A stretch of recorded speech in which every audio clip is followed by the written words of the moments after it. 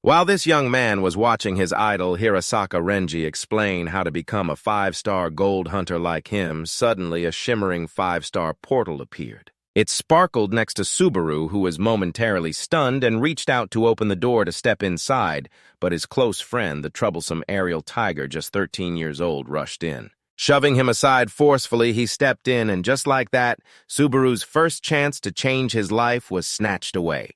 From that moment, his life changed drastically, with his little brother chasing him out after he stepped through the door. He became the youngest gold hunter in Japan, gaining fame, rapidly surrounded by girls and wealth, while Subaru began a life akin to that of a bug. At school, he was bullied by his little brother and his gang tortured to the point of wetting himself, and at home he lived in a shed that felt no different from a bug's lair. In the summer it was hot, in the winter it was cold. His parents and little brother treated him poorly, making him work tirelessly from dawn till dusk, occasionally using him as a pet, and he didn't dare to complain. Late at night, when he was sent to buy drinks, Subaru couldn't even muster the strength to resist. He could only sadly accept the money they threw at him to go buy drinks. He walked down the street in despair, reflecting on his life, thinking of his little brother's mocking gaze, feeling utterly hopeless, imagining himself growing old. Weak and frail, he still had to kneel with both hands outstretched to accept the coins they tossed him for running errands. Suddenly, he felt like he wanted to just end it all, reminiscing about his bitter past. If only he had charged into that golden door back then, he would have everything by now. What's the point of living anymore? It's true what they say, be careful what you wish for. Just as he muttered about wanting to ascend, he encountered 3 of his brother's goons who had just returned from farming monsters. With their ugly faces and additional scars, they were extremely infuriating, and just at that moment, they ran into Subaru. It was like fate was helping them vent their frustrations. Subaru was cowardly, but not entirely foolish. Knowing he was about to get beaten again, he tried to drag himself away, but how could he compete with those guys? They chased him down, pulling his pants down and slashing at him, treating him like a plaything. Earlier, he had thought about wanting to die, but when faced with death, he clung to life. They cornered him in an alley, and Subaru fell to the ground in despair, crying uncontrollably, but those guys wouldn't let him off that easily. They kicked and beat him mercilessly, blood splattering everywhere, and he thought he was about to die. Just as one of them was about to use a bronze-ranked finishing move on him, suddenly a door appeared, slicing the guy in half. That guy dropped dead instantly, and before Subaru's eyes was a bronze-ranked 5-star door, but strangely it began to crack and transform into silver. Not stopping there, it continued to crack and then turned to gold, and something unprecedented occurred. The door shook and transformed into a rainbow door. Subaru saw the door of the Sun of Truth shining through his heart. This time, no one was going to steal his chance. He crawled step by step, trying to enter the door. The 2 bronze-ranked guys wouldn't let him do that easily. They desperately unleashed their skills to block him. They severed one of Subaru's legs, but how could he, the successor of Levi Ackerman, give up so easily? With motivation multiplied by 10, he pushed himself with all his might to charge into the door. He had to seize everything. As the rainbow door closed, Subaru collapsed on the floor and a monster gradually appeared, grinning slyly as the rainbow challenge began. Subaru lay face down, oblivious to the world, as the monster approached him and stabbed a finger through his head, sending a jolt through him as the notification system began to update. His body upgraded, eliminating his nearsightedness, and his stunted legs grew back. His heart and lungs returned to their original state. Subaru opened his eyes wide, suddenly awake, and when he met the monster's gaze, he jumped back in shock. He leaped backward as the monster turned its back and sat down in a chair. Subaru was still dazed, wondering where he was and who he was. After a long loading update, he finally realized he was in the rainbow door, and the monster lounging in the chair was the master of this door. Subaru trembled, recalling his idol's trial story where he met a golden knight and had to wield a sword to defeat that knight to gain power. Subaru broke out in the cold sweat. He had to defeat that monster that looked just like the one in his memories. The monster, propping its chin on its hand, seemed to have lost patience. It sighed and called out to Subaru, scratching its head, asking if his body had fully recovered yet. Or was it waterlogged? When Subaru was pointed out, he broke into a cold sweat and trembled, telling himself he was fine. The guy was still struggling to catch up, not realizing he was actually talking to that monster. Just as he was doubting life, the monster waved him over, calling him to come here. Following the correct procedure of Test D, if you can hit me just once, I'll grant you power, the monster said. But Subaru hurriedly interrupted, asking who the monster was. The monster was like, "What the hell is going on?" Subaru quickly clarified that there were 3 types of gates, gold, silver, and bronze, but he had never seen or heard of a rainbow gate before. The monster, hot-tempered like fire, interrupted him, saying he didn't care, and with a flick of his hand unleashed a tremendous force that swept over Subaru. The rainbow gate appeared again, and Subaru didn't dare to move, clutching his head in fear, thinking, how can I handle this? He couldn't even touch a finger to this monster. The monster, losing patience, kept banging his hand on the armrest, yelling at Subaru to get his ass up and fight. Here I am. I just want to finish this crap and go home to sleep, wasting my time. Subaru was scolded, harshly trembling as he replied that he wanted to stand up too. But his legs were shaking uncontrollably and he couldn't stand up at all. The monster's brother, hearing this like a joke, could only cover his face in helplessness, thinking, this is ridiculous. How did this guy get chosen? Is it the protagonist's halo? The monster had no choice but to wave his hand, and immediately several weapons fell from the sky around Subaru, who thought he was about to die. He screamed like he was in labor, feeling like fat was being served right to his mouth. The monster pointed at the weapons, telling him that if he was too scared to fight, he could use those. If you can't even do that, then find another door. Go straight, turn right, and get the hell home. Subaru trembled, contemplating whether to fight this monster or return to his previous life.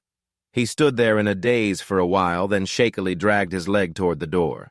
The monster's brother stroked his chin, really. The monster added some more words to undermine Subaru's weak self-esteem, saying, "Didn't you open the door because you wanted power?" Truly, he was no better than a disgusting bug. The monster's taunts echoed in the protagonist's ears, especially the insults calling him a bug. He thought back to how many people had called him a bug, trampling him underfoot, living a life worse than livestock. The monster didn't seem to have any intention of turning back. It sighed in exasperation. Fine, I'm going home to sleep. You can live like this for the rest of your life. Living a lifetime with his hands and feet kneeling on the ground, he would have to take responsibility for his choices. Tears streamed down Subaru's face as he faintly saw his 70-year-old self reflected in the door. He gritted his teeth and banged on the door, this action surprising the monster's brother, who looked over to see what the kid was up to. Subaru seemed to go crazy, continuously hitting the door. He hit it while shouting curses. "What the hell is this? What kind of cage is this? What the hell is this? A bunch of beasts, you're always so proud of yourselves." The monster's brother seemed to sense progress and was visibly excited, thinking he was about to go home to sleep. On the other side, Subaru clenched his fists, shouting non-stop, cursing the heavens and the earth. "Do you think having power means you can do whatever the hell you want? Is it okay to call someone else a bug?" The monster dogs looked increasingly interested, knowing just how to stoke the flames, relentlessly taunting Subaru, laughing loudly. Of course they could. What a fool.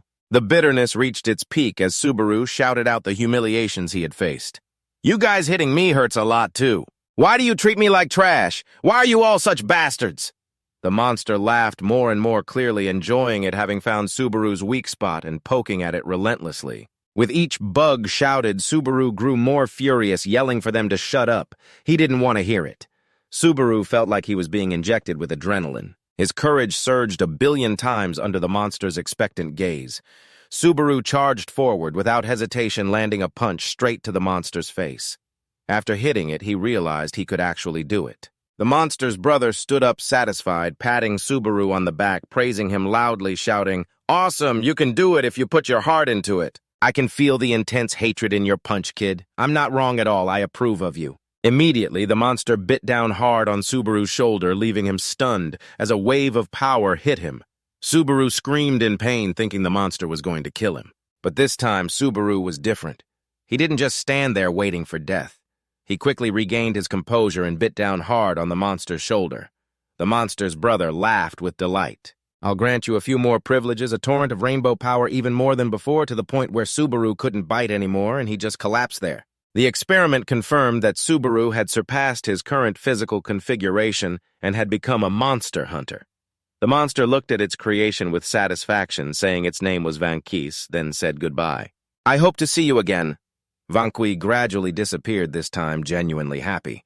The main character, Aries Subaru, had become a hunter, currently inheriting the abilities of Vanquis, the vampire ancestor. Subaru groggily woke up to a series of skills updating before his eyes. Blood Technique Level 1 plus a bonus. Rainbow Technique along with a whole set of other skills. The Blood Thief, those who despise the light under the shadow of the sun. Subaru's eyes sparkled. He was still dazed, mumbling rainbow, then a series of notifications switched to alerts. The testing portal disappeared and Subaru was stunned reading the line that said he had to exit the door within 30 seconds. The ground beneath him was collapsing and he couldn't even lift his body. He looked at the door, slowly disappearing, then he fell freely. Outside the door, the two thugs watched the shattered rainbow door, speculating that the bug dog Subaru had failed. What a waste of time. They turned to leave. But amidst the debris of the portal, something stirred. The handsome, cool version of the main character, Subaru, emerged without a missing leg, and the two thugs were startled, gritting their teeth at his appearance. This bug actually became a hunter. The two yelled at Subaru, questioning if he had become a god. Subaru was stunned, still trying to regain his composure, remembering that he had received power from Vanquis. Before he could say anything, the two thugs charged at him with swords. But he was no longer the useless bug he used to be. It felt like someone possessed him as he easily dodged the attack from one of them. He quickly raised his hand, telling them to wait a moment. The thug shamelessly shouted back, accusing him of daring to steal his door. Subaru was confused. That door belonged to him. The thug continued swinging his sword, attacking again, but to Subaru, his strikes were as slow as a snail. He easily dodged the thug's sword. Now he could see through all of the thug's sword strikes. No matter how many times he swung, Subaru dodged them all. The other thug stood there, mouth agape, and the first thug grew increasingly frustrated as he kept missing. Subaru seized the opportunity, grabbing the thug's sword-wielding hand. He told him to stop. The thug was surprised that his hand was blocked, but when he saw Subaru's trembling legs, his confidence returned and he sneered, showing a threatening face to Subaru. Subaru was as timid as a mouse. When that guy threatened him, he trembled and let go. Sorry that guy took this opportunity to punch him in the back, then raised his fist to throw another punch at his face. While hitting and cursing, he called Subaru a cheap loser, saying he was just a kid standing next to his dad.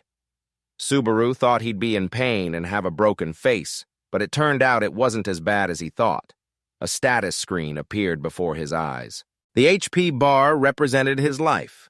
When it hit 0, he would lose his abilities, so he had to avoid getting hit as much as possible. Suddenly, Subaru realized this was the vision of the God Ruler. The punch earlier didn't hurt because he had truly become the God Ruler. The guy saw that his attack had no effect and gritted his teeth in frustration while the other guy shouted to stop him, but he didn't listen. He didn't want to be beaten by the kid who had just wet himself earlier.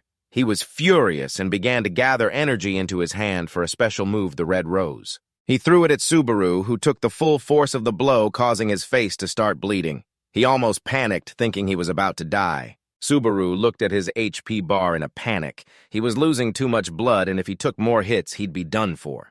The other guy was stunned. Are you kidding me? The Red Rose from his dad could even destroy a car. The bug guy hit Subaru with that attack, but he was only slightly injured. He couldn't believe it. The other guy kept urging him to turn back, while Subaru was clearly stronger than the golden door, yet the guy didn't hear a word of it. At this moment, Subaru was at level 1. He had to take him out now. If that guy leveled up, they might not even have a 0.1% chance of winning, so he had to act quickly. Subaru didn't know what the two were whispering about. He looked around, planning to escape, but before he could run, he was tied up in a bunch of ropes. This was the special technique rope bind from the other guy. After discussing for a while, they decided to team up, and Subaru was tied up, unable to move. The guy with the sword charged at him again. Subaru was confused and didn't know how to use his special technique. He had to do something. Just as he closed his eyes, waiting to be stabbed, some force activated his special technique and a bunch of red swords shot out from his body, stabbing the guy. He coughed up blood and fell down, activating his technique Vanquis. He had just activated the blood control technique and saw himself as the God Ruler responsible for guiding his successor. Even though Vanquis was grumbling, he still taught Subaru how to use his technique. The blood control technique allowed the user to manipulate their blood state. In the last 10 seconds, the blood had turned into swords, that's all he explained. The rest was up to the protagonist's imagination. After 10 seconds, the swords returned to their original blood form. Vanquis reminded Subaru to ignite his anger. Then he disappeared, not letting Subaru stay dazed for long. Even though the guy was seriously injured, he still tried to attack Subaru with his sword. Subaru dodged and stepped back. He couldn't believe this guy was still attacking after all that. The guy was coughing up blood and kept hurling insults at Subaru, cursing him to die, calling him a murderer who killed his friend. The more he spoke, the angrier he got. He criticized Subaru for not dying sooner. Even if he did, no one would care or feel a loss. Subaru was used to hearing such insults. He fell silent, thinking about Vanquish's words. He had to ignite his anger. This time, he wouldn't stay silent and take the insults anymore. Subaru emitted a rainbow light, determined to start attacking. With just one punch, Subaru could easily break the guy's sword. He punched him straight in the face, sending him flying 8 meters, smashing his face into the wall and soaring into the sky. The other guy watched his friend fly up and crash down like trash, starting to tremble. Seeing Subaru charging toward him with fierce energy, he used the rope bind technique to escape with the other guy. Subaru couldn't believe his eyes. That guy was actually running away. That guy is running for his life, just afraid of being caught from behind. He can't believe his eyes. That punch earlier was incredibly strong. What was that even about? He's only at level 1. What kind of monster did that useless Subaru draw power from? Subaru dropped to his knees, raising his hands in joy. He had won his first victory ever. He turned to look at the mess in the alley, including the body of Kunisaki, which had been sliced in half. What am I supposed to do with all this? The next morning, the police discovered Kunisaki's body cut in half like this. It definitely wasn't done by a human. They suspect it might be a monster from the underground world. Just then, Subaru's idol Hirasaka Renji arrived. He said he had scouted the area. There were no signs of any underground monsters. They found Kunisaki Sudaro's registration card, and Hirasaka Renji speculated that it could be the work of a dual-wielding deity. At the very least, it had to be as strong as a silver deity. Hirasaka Renji felt an odd flutter in his heart, but it wasn't his. It was his deity's Louis. Hirasaka Renji handed the card to the police officer. Now is not the time for deities to fight amongst themselves. Their duty is to destroy as many gates as possible. Hirasaka Renji looked up at the sky. A clock was counting down. It signaled that something terrible was about to happen. It was broad daylight, and Subaru still hadn't come home. Aerial Tiger, his close brother, rushed into his bug cage looking for him, cursing Subaru for not even reading his messages. He opened his phone, and suddenly he scrolled past breaking news updated 2 hours ago. A deity had been assassinated by another deity. As he scrolled down, he recognized someone. This guy was one of the 3 who bullied Subaru. Aerial Tiger suddenly had a bad feeling as he recalled a golden door that had appeared before Subaru. If it weren't for that, maybe Subaru's life would be different now. Tiger gritted his teeth, unable to believe it. He raised his fist and smashed the bug cage of Subaru. Has that bug become a deity now? At the headquarters of the Japanese Deity Federation, where awakened deities and formal organizations control the gates, Subaru timidly assessed his surroundings, feeling uneasy. Everyone here is a deity. He approached the reception desk for registration support, wanting to register as a deity in Japan. Those who aren't members are committing a crime by entering the gates. Therefore, to become stronger, one must become a member. The incident yesterday was classified as a murder investigation, and the death of a deity is also a matter for the deities. A strong opponent is highly likely. A golden deity will reveal itself. If that guy is the one, you're definitely dead. You have to destroy as many gates as possible to level up and prepare yourself. The guide began to explain the rules, but Subaru wasn't paying much attention. He had done his homework at the internet cafe and kept 3 things in mind. First, if you want to break a gate, you have to level up. Second, the more stars a gate has, the harder it is to deal with. Third, after breaking a gate, you can exchange stars for money. Subaru suddenly remembered the star he dropped yesterday, Sawatari. He asked the guide if it could be exchanged for money. Right now, his pockets were completely empty. He felt really guilty, but what could he do? The guide, who had been cheerful at first, suddenly turned serious, her eyes narrowing as she scrutinized the star, questioning Subaru about whose it was. Subaru turned pale, stammering as he searched for an excuse. Right after he became a deity, a gate had suddenly appeared in front of him. After destroying it, he received this. The guide explained that non-members who intrude into the gates face a 5-year prison sentence or a fine of up to 1 million yen. Hearing about the prison sentence, Subaru felt like he had been struck dumb. He had been careless. He didn't know the penalties were this severe. His mind went blank. What was he supposed to do now? On the other side, that punk cousin of Subaru was swaggering down the street heading to the police station to ask about the assassination of the deity from yesterday. Meanwhile, Subaru could finally exchange stars for cash. Usually when someone isn't a member of the gate-breaking crew, the punishment is severe, but in this case, that tour guide had turned a blind eye to help him, so he wasn't harmed at all. After successfully cashing out, he was shocked by the amount he received. He never expected a deity could receive so much money. 1 star was a mere trinket, while 5 stars were over 100 trinkets. To him, it felt like a dream. Subaru had to gamble his life to get it, and now he needed to find the gate first. However, his gaze fell upon a barber shop and a clothing store, and Subaru looked back at his tattered body. He decided to go in and spruce himself up. As the saying goes, money can buy anything, and with cash, Subaru's outlook changed completely. He was no longer that timid bookworm. It was a whole different story. Subaru carried bags from one place to another. He sat at a cafe waiting for his drink. Subaru had never felt like this before. It was intoxicating. He had bought clothes for himself and even got a haircut. This was the first time he got to do such things the first time, sitting in a cafe sipping on a caramel macchiato. It had been so long since he last had something sweet. Subaru suddenly felt emotional, wiping away tears as he thought about his past life as a bug. Now he was different. For the first time in his life, he was enjoying freedom. Subaru held his drink tightly, determined that after finishing, he would definitely go find the gate, and after breaking it, he would come back here to drink again. Now he was a deity, no longer that bug he used to be. While sitting in the warm afternoon sun, suddenly a shadow loomed over him. That punk on the scooter had found him. He reached out and smashed the cafe's glass door, bursting in. He grabbed Subaru by the collar and threw him hard outside. Subaru barely had time to brace himself before he was bleeding, realizing he was about to crash into a mother and child. He quickly used his blood manipulation technique to keep himself from being thrown too far and yelled for the mother and child to run. Having just taken a hit, he was already seriously injured. Subaru cursed 1,000 times. His blood wouldn't stop flowing. This was truly terrible. The punk on the scooter advanced towards him with a menacing aura. He couldn't believe it. Subaru had become a deity too. Subaru gritted his teeth to stop the bleeding, fighting against the golden deity. Even though he was only level 1, he wouldn't give up. The two of them were throwing punches, causing traffic to come to a standstill. Especially since the target was the golden deity Ares Tiger, he didn't care about anything at all. Subaru asked why the punk was after him, but the punk just sneered. He didn't bother answering and punched Subaru in the face, telling him to think for himself. Subaru struggled to dodge the punch, stepping back a few paces. He shouldn't have opened his phone to check the money transfer. Using GPS on the scooter to check that was trivial and utterly ridiculous. The punk used his golden arm technique, his right arm wrapped in a layer of shining golden armor.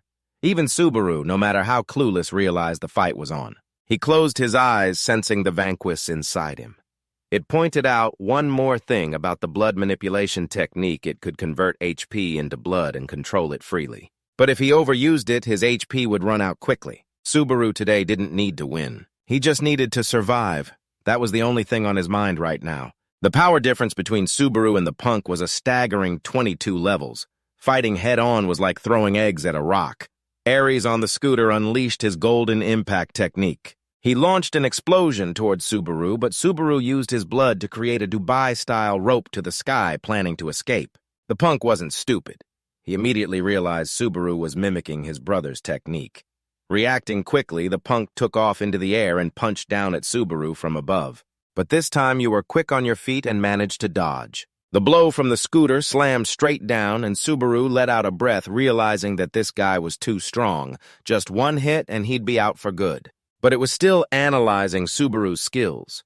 From its preliminary assessment, Subaru could shoot out a wire from his hand and then move freely while grabbing objects. Truly pathetic, the scooter charged at Subaru again, determined to kill him.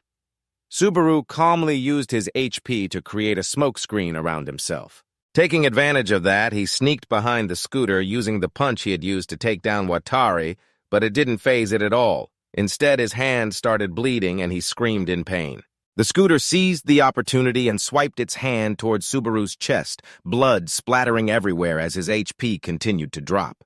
Subaru clutched his chest, bleeding profusely, while the scooter laughed coldly. It intended to grab Subaru's head to end the game, but suddenly sharp spikes shot up from the ground towards the scooter.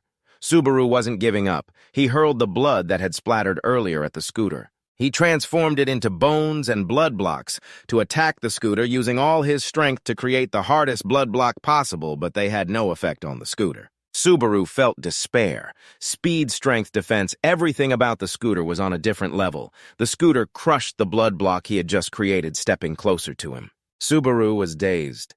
Even when he became a god at the brink of death, no matter how many ultimate techniques he used, he still couldn't defeat the scooter. Subaru blinked as the scooter's hand grasped his face. It couldn't let Subaru live any longer. If he leveled up, it would be a hassle, so it had to kill him before he could hatch. Subaru blinked at the fist coming towards him. The scooter punched hard, sending Subaru flying, but surprisingly, he managed to block it. He had used almost all his HP to create something soft and sticky to cushion the scooter's punch, forming something that could disperse the impact like an airbag. That sticky substance clung tightly to the scooter's hand and began to spread. It struggled to shake it off, but couldn't detach from it. What Subaru imagined was an unbreakable rubber. He looked at his MP, which was steadily decreasing. This was a crucial moment. Subaru raised his hand to summon more blood blobs. The duration of blood control was 10 seconds. Even if he used up all his MP, he had to stop the scooter. The blood blob stuck to the scooter, preventing it from moving. Although the scooter was frustrated, it couldn't do anything. It just stood there like a fool. While the scooter stood there confused, Subaru took the chance to slip away. His goal was to survive for 10 seconds. Blood control had worn off, returning to normal blood. The scooter tried to chase after him, but Subaru created a smoke screen that disoriented it. The scooter gritted its teeth in frustration. It should have unleashed its power. It felt like Subaru was playing it for a fool.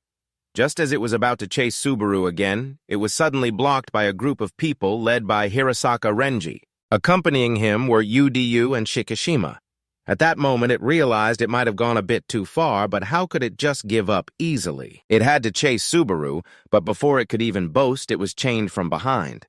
The scooter was sweating profusely, wondering how the hell the Golden Lord had gathered here. Hirasaka Renji held his sword to the scooter's neck to force it into submission. It gritted its teeth, unable to continue being a fool. On the other side, after Subaru left there, he ran for his life and then stopped on the rooftop of a building. He had successfully escaped. Subaru gritted his teeth. He couldn't let that guy find him again, or he'd be done for. He looked down at his tattered clothes, which he had just bought. He had left the rest of his clothes at the cafe. Subaru sat on the rooftop, feeling joyful about shopping. He was determined to regain his freedom and fight back. He didn't want to return to a life of being a bug anymore. He would become stronger at some gate somewhere. A girl is arguing with a group of people, pointing at the Kang gate, insisting that she claimed this spot first. You have to reserve it online. The group doesn't bother to reason with her. They don't care about reserving a spot for a weak girl. It's best for her to just step aside and let them through. But this girl isn't backing down. She seems extremely confident, clenching her fists and getting ready to fight. She's really fired up. The group has been beating her up so badly that even they are starting to wonder how someone so weak is still standing. Amamisa Kazaka is only at level 8, yet she has to face that team. They're at level 13, so of course she can't win. The guys are mocking her, saying that she's too old to even fight back. Amamisa Kazaka feels frustrated but can't say anything. Their skills counter hers, leaving her powerless. They're taking advantage of their numbers, taunting her to just give up the gate. Someone like her with no skills shouldn't even exist in this world. Amamisa Kazaka hears those hurtful words. She feels a pang in her heart. In the past, she was kicked out of a team for having no talent. That's why against this group, she will never give up. She won't admit defeat to that blonde guy. He raises his hand ready to finish her off, and Amamisa Kazaka thinks her end is near. Just then, Subaru appears out of nowhere, politely asking the group who is deciding who gets to enter the gate based on the most suitable person. All eyes turn to Subaru, who nervously raises his hand to volunteer, asking if he can join.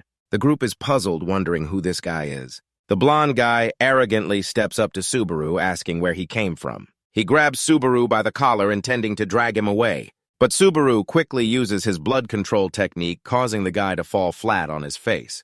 Subaru, with a confident tone, says he doesn't have time to waste and needs to get stronger at all costs. The others watching are furious, demanding to know Subaru's level.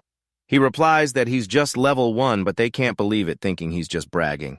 They speculate if he has some kind of long-range attack skill to strike his opponents. If he really is level 1, they should be able to crush him easily with their level advantage. Immediately, they all rush to attack him, but Subaru with his super hack technique easily makes them hit the ground. After facing off with the opponent to him, they move slower than snails, and it doesn't take long for him to take them all down. The blonde guy, who was the first to go down, has now regained consciousness. He stands in a corner, seizing the opportunity to use his technique, pulling out a gun and firing rapidly at Subaru. He thought he could take Subaru down, but no. Subaru's blood control has neutralized all of it. He doesn't even move an inch and punches the guy again. This causes him to break his glasses, spitting blood and collapsing on the ground. Amamisa Kazaka watches in shock. In her eyes, Subaru just used one blow to finish them off. What kind of monster is he? If he really is level 1, then his skill level must be incredibly high.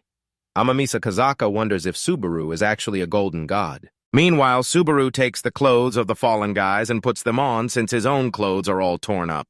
After getting ready, you approach the door, and with a surprised look from Amamisa Sazaka, Subaru smiled gently and nodded as a greeting before walking through the door. Sazaka noticed something strange, but by the time she realized it, it was too late. Her gate was just snatched away by Subaru. As Subaru stepped inside, a display appeared in front of him, showing the parameters of the Karakan volcano with a difficulty rating of 2 stars. Subaru exclaimed, looking around, so this is what it looks like inside the gate. Even though this is a dangerous place where monsters could pop up easily, the scenery is truly beautiful. While he was admiring it suddenly, the door behind him swung open, hitting him on the head. Subaru winced in pain, looking at the person who barged in with a confused expression. "What the heck is that?" Amamisa Sazaka casually walked in and locked the gate. A notification appeared confirming that the gate was locked and the deity could not leave the area until the monsters were defeated. Boss Amamisa Sazaka mischievously laughed. Now even those weirdos outside can't get in anymore. Subaru still didn't understand what was happening. Wasn't he the one who legitimately took over the gate? Where did she even come from? Amamisa Sazaka denied it, saying she had claimed this gate for herself. But those people outside tried to steal the gates that were found and registered on a website, and the deity could reserve the right to break the gate there. Subaru realized the issue. He couldn't break the gate if he did everything himself. He quickly apologized to Amamisa Sazaka, explaining that this was his first time entering a gate and asking her to accompany him as he needed to level up at all costs. Seeing his earnest attitude, she believed him and agreed to let him join, knowing the feeling of wanting to become stronger at any cost. So Subaru got to go with Sazaka, but with the condition that when they exchanged rewards, she would take 70% and he would take 30%. Subaru thought nothing of it and accepted right away, moving on to introductions. Amamisa Sazaka introduced herself, and when Subaru was about to say his name, he suddenly remembered that he was currently a wanted criminal accused of assassinating a deity. He panicked and hastily blurted out the name Vanquis as he was preparing to leave when suddenly a rock was thrown from behind Amamisa Sazaka.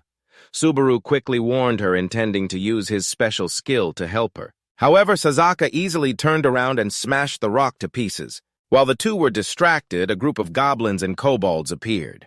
Amamisa Sazaka, feeling spirited, volunteered to handle them, tightening her fists and charging at the little monsters. For the deity to defeat the underground monsters, physical strength and reflexes must surpass biological limits, and above all, they need special skills. Subaru stood by witnessing Sazaka's agile use of her special skills to take down the little monsters, his mouth agape in admiration. Before long, all the little monsters were swiftly defeated. Subaru, full of admiration, watched as she took them down with just one powerful punch. Meanwhile, Amamisa Sazaka, after defeating the little monsters, confidently multiplied her skills to stun her opponents and punch. Her ranged attack skills could counter her opponents, but in close combat, she was unbeatable. Just as she was boasting, suddenly a larger group of monsters appeared. Amamisa Sazaka's skill to stun opponents only lasted 3 seconds from the moment of impact. In other words, she had to finish off the enemy or escape within 3 seconds. Otherwise, well, you know what happens. Amamisa Sazaka was in tears, surrounded by monsters, and had to call out for Subaru to save her. Subaru stood frozen, completely following Sazaka's orders. "Leave it to me," he said, not moving an inch. It took Subaru a moment to understand Sazaka's situation. He realized her skill also had a time limit like blood control. Currently, Sazaka was too far away from him, right in the midst of the monsters, so he couldn't let the blood blades fly around. He had no choice but to try something new. Subaru used blood manipulation to shoot blood threads towards the demons, tightening around their necks as he flexed his abs and buttocks in front of Sazaka's astonished eyes. Gaining momentum, he pulled the threads back hard, causing the demons to tumble to the ground, and a beam of light enveloped Subaru as his level-up notification flashed, increasing him by 4 levels. The blood manipulation skill also reached level 2, with the time limit extended to 15 seconds, enhancing Subaru's power. He looked around at his body, noticing that the wounds from the previous fight had healed. His strength increased, and both HP and MP were fully restored. This was the feeling of leveling up, and it felt amazing. Amamiza Sazaka then rushed over, looking at the monsters surrounding them. It was unbelievable that Subaru managed to take them all down by himself. What kind of monsters are these? Subaru saw Sazaka, her eyes sparkling as she praised his skill, saying it was truly amazing, while Amamiza Sazaka was still confused about what was happening. She should be the one saying that. Subaru found it hard to understand. Sazaka's skill was supposed to stun the opponent, and it was no exception. Sazaka added that it only worked against opponents 3 levels lower. If they were higher, the time would be less than 3 seconds, Subaru explained. But wouldn't that make her invincible if she could use her skill every 3 seconds in a solo fight? Amamiza Sazaka stood frozen for a moment, realizing she had just grasped something incredible. Subaru pointed to the stone tray where a few monsters were still standing. Sazaka, feeling more confident, told him to stand there. She hurried to the rock wall, applying the theory Subaru had just explained, punching first to stun, waiting 3 seconds, then punching again. Sure enough, the monster couldn't react. Sazaka kept punching like that and finally succeeded in taking down the monster. She was visibly happy, her eyes sparkling, and immediately felt motivated to call the other monsters to charge in. Subaru watched from the side, pleased that Sazaka seemed to be doing well. Now he had to do something else. Amamiza Sazaka was happily farming monsters when suddenly she saw the boss notification appear and quickly turned to call Subaru. She found him facing 2 bosses, one level 17 and the other level 12. Subaru showed no fear and told Sazaka to finish off the remaining monsters while he would handle this part. Both sides rushed into battle, clashing from the ground to the air. The level 12 wolf slashed at Subaru, who managed to block its attacks, while the level 17 dwarf boss sat on the wolf's back, drawing a bow and activating a level 2 skill, shooting 6 arrows. A barrage of green arrows shot towards Subaru, scattering in multiple directions. Subaru quickly activated blood manipulation to shield himself. The arrows struck the sphere he created, causing it to explode, and Subaru fell freely. These two were too strong. If his blood manipulation hadn't reached level 2, he would have been done for. So this is what a boss is like. Their skills are overwhelming. Sazaka stood outside, worried as the battle was intense, unable to rush in to help him. Her skill was completely useless due to the huge level gap, so she had to clear the small monsters first. Meanwhile, Subaru was using blood manipulation to gather power. A flurry of daggers was thrown at the 2 bosses, but it had no effect. The wolf easily countered his skill, and the dwarf kept shooting arrows at him.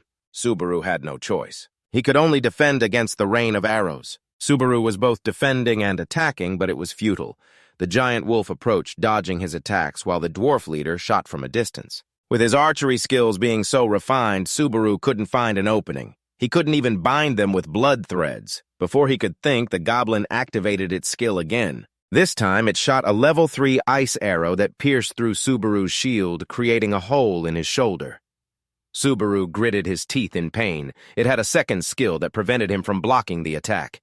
It read the situation too well. This boss was no ordinary foe. The rain of arrows earlier was just a bait, and he had fallen into the trap. Subaru collapsed, clutching his arm as the little demon prepared to shoot another arrow at him.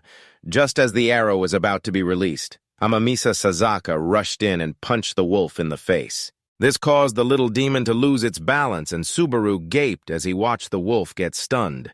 Wasn't that technique only effective against opponents 3 levels lower? The wolf fell to the ground, and Subaru turned to see that all the enemies in the pathway had been defeated. Amamiza Sazaka had reached level 9, timing it perfectly to 3 seconds. He landed another punch, causing the wolf to remain dazed. Seeing that the situation was getting dire, the little demon separated from the wolf and soared into the air. Sazaka, witnessing this, broke into a sweat and decided to let Subaru handle it. Subaru slowly stood up, transforming his blood into rubber to tightly bind the wolf's head. Then he charged forward, converting his blood into a strong rope, successfully taking down the wolf and reaching level 6. With his body and HP-MP fully restored, Subaru began to think about delivering a powerful close-range blow. He recalled the technique of the Golden Fist, a massive punch. Subaru mimicked the technique, transforming his blood into a fist that shattered the level 3 arrow of the little demon, taking it down as well. Subaru successfully leveled up to 9. His blood control technique was also upgraded to level 3, extending its duration to 20 seconds. The Karakan Volcano dungeon was completed with a difficulty of 2 stars. Ares Subaru jumped to level 9, and his attributes significantly increased. Outside, the group that had been waiting was sneezing continuously after Subaru had stolen their clothes. He shivered from the cold, vowing to tear apart whoever stole his clothes, particularly the blonde-haired guy who was oblivious to his surroundings, focused only on the gate-breaking stats and the remaining time. The others were sweating as well, realizing it usually took about 2 hours to handle a 2-star gate. Yet those two only took 15 minutes. Unbelievable. Just then, Subaru and Sasaka stepped out of the gate only to be questioned by the group.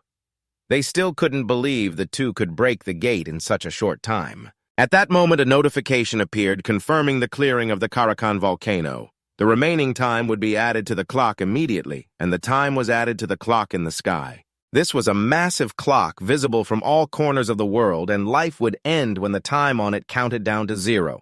The only way to stop it was to break the gate and use the remaining time to add to it. Subaru realized this was why the deity had to keep fighting. The orange-haired guy stood there, mouth agape, truly shocked that those two had managed to do it. A 2-star gate should be handled by a level 10 deity or higher, yet they had destroyed it with just 2 people, one level 1 and one level 8. While he was deep in thought, Subaru approached him closely. This startled him, and he quickly apologized for tearing his shirt, promising to make it up to him. The orange-haired guy, now looking pale at Subaru, hurriedly waved it off, saying he didn't need compensation. "Just keep the shirt." The blonde guy suddenly appeared, squeezing his teammate. He asked the orange-haired guy if he wasn't going to chop Subaru up. The orange-haired guy was too scared to do that now. He quickly denied it, saying he was just joking, and told everyone to leave. The group that had been mocking them earlier now lined up respectfully, bowing their heads to Subaru before leaving. Subaru was still a bit dazed, not understanding why their attitude changed faster than an X's. Suddenly, the door behind the two shattered and 2 stars clinked to the ground. Sasaka picked up a star and raised it, saying it was time to exchange for money. Subaru hesitantly wanted to express something. The two entered a cafe, and he wanted to receive the money under Sasaka's name. She felt confused, wondering about the split of 7-3. If they did that, what would happen to Subaru's share? Unlike Sasaka, Subaru didn't care about the money at all. He was just staring at the coffee cup, moved to tears. After breaking the gate, he finally returned to this cafe. Thank God Sasaka noticed Subaru wasn't paying attention to what she said and snapped at him, asking what he planned to do with the money. Subaru mumbled that he would share the money with her later. Suddenly, Sasaka asked a bold question that made Subaru. He spat out his coffee as she asked if Vanquish wasn't his real name. Seeing Subaru's reaction, she could confirm her guess was right. Subaru used a fake name, and he didn't want anyone to know he had broken the gate with all that power. Although he was only level 1, he was incredibly formidable. Subaru couldn't defend himself against Sasaka's accusations, but she didn't intend to blame him after standing shoulder to shoulder with him. She knows that you're a good person. You saved her life, and even more, she wants to keep breaking through the gates with you. From now on, she wants to be your teammate. Sasaka said this all in one breath, feeling a bit shy. She's willing to help you, even though she doesn't know if she can actually do it. Subaru's eyes widened. No one had ever said those words to him before. This was the first time someone had spoken to him like that, and suddenly he felt happy. It was like a warm stream of water flowing through him. He tightly held the glass of water in his hand and thanked Sasaka from the bottom of his heart. She had helped him a lot. If she really wanted to be his teammate, he would be very happy. Subaru decided to tell Sasaka everything about his real name, his past, and everything that had happened to him over the last 2 days after he finished telling her. Sasaka also felt a headache. Who would have thought his situation was even more complicated than she had imagined? The Rainbow Gate and the assassination accusation, Sasaka couldn't believe it. Subaru is the brother of Ares Tiger. Moreover, that bastard stole his door and became the golden god living off the land. That scoundrel was unforgivable. Sasaka cursed more fiercely. She asked Subaru if he wanted to become strong enough to defeat that dog Tiger. Subaru scratched his head. His life was in danger, so he just wanted to get stronger. Sasaka also shared her story. Her family had 3 daughters, and all of them were golden gods. Her sisters had silver doors, while she was the only one with a bronze door. Initially, the team was formed with the 3 of them, but in the end, she was kicked out for being a hindrance. That's why her goal is to get stronger and prove herself to them. Sasaka blushed, feeling shy because this was the first time she had opened up to someone. She saw that her goal was quite similar to Subaru's, so she wanted to be strong together with him. Sasaka smiled brightly and reached out her hand. She wanted to be his teammate. She promised never to betray or abandon the other. Subaru was stunned. No one had ever said such words to him before. He tightly held Sasaka's hand in agreement, and from then on they became teammates. At the headquarters of the Golden Gods, on the top floor of the political conference room, the 5 Golden Gods sat around a meeting table. Now they had subdued Arika Taiga, so they were the only Golden Gods who could act. The other gods seemed not to care much. 6 people were fine. Without that jerk on the scooter, everything would still be fine. After all, who didn't hate that obnoxious attitude of his? The other gods seemed to agree, but the issue now was, except for the 4-star gate. Only the Golden Gods could break the 5-star gate. Their numbers were not enough to deal with the overly difficult gates.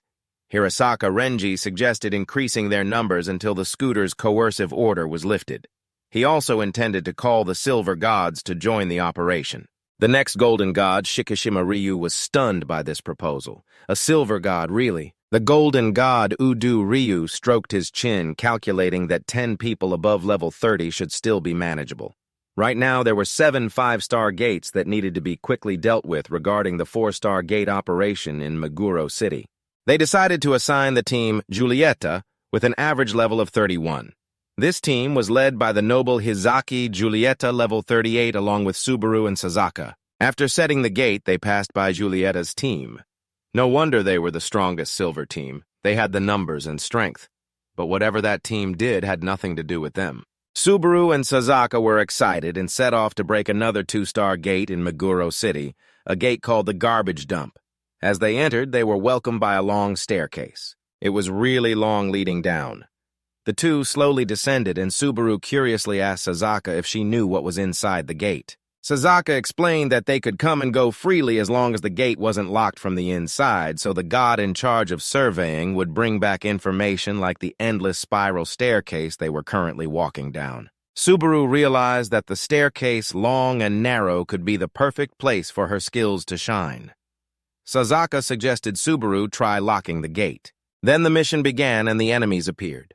Subaru followed orders and locked the gate, and the system announced the mission had started. Sasaka, feeling pumped, prepared for battle. Suddenly, a loud rumble echoed from below. Subaru had a bad feeling. He felt a chill run down his spine as he craned his neck to look down the staircase to see what was coming, an army of skeleton soldiers climbing up one after another. Looking at their numbers, Sasaka also felt uneasy. Isn't that a bit too many? Just then, a skeleton swung its sword at her while she was in shock. Luckily, Subaru reacted in time, using blood control to block the attack. Sasaka also fought back, punching the skeleton in the face. The skeleton flew back and was momentarily stunned, but they couldn't let their guard down. Another wave was rushing in. These ones were level 10 or higher, and they had to clear them out to escape. The two of them coordinated their actions. Subaru defended while Sasaka attacked. This narrow terrain was completely in Sasaka's favor, but there were just too many of them. Plus, he still felt that sense of dread from earlier down below. Compared to the goblin boss from before, this was even more terrifying. The skeletons kept falling, but Sasaka's stamina was running low. She was starting to breathe heavily. Seeing the situation was getting dire, Subaru suggested they take turns fighting the monsters to avoid exhausting themselves too quickly. Sasaka turned to Subaru with a puzzled look. Shouldn't it be the other way around? If they leveled up at the gate, their HP and MP would fully recover. The best strategy was to give it their all until they leveled up, so Sasaka was completely healthy right now. With 10,000 HP, she was ready to keep fighting. Subaru also felt motivated by Sasaka's rallying cry to give it his all. He used blood control to transform into a tide. The blood froze solid, trapping all the skeletons. Sazaka laughed at the sight of the struggling skeletons in the blood. Still as VIP pro as ever, huh? Subaru, panting, urged Sazaka to act quickly. It won't last long. Sazaka's eyes sparkled as she jumped and stomped on the skeletons, using her fastest speed to take down as many as she could, successfully leveling up to 15. She left the remaining ones for Subaru, who understood her intent and used his ultimate skill to crush the frozen skeletons, sending them off to their demise. He also successfully leveled up to 16. Sazaka was at a loss for words. Subaru, you're crazy just as I expected. Even the enemies seemed intimidated. Suddenly, a skeleton that wasn't fully defeated snuck up behind Sazaka to attack. However, that skeleton was immediately taken down by Subaru's blood arrow.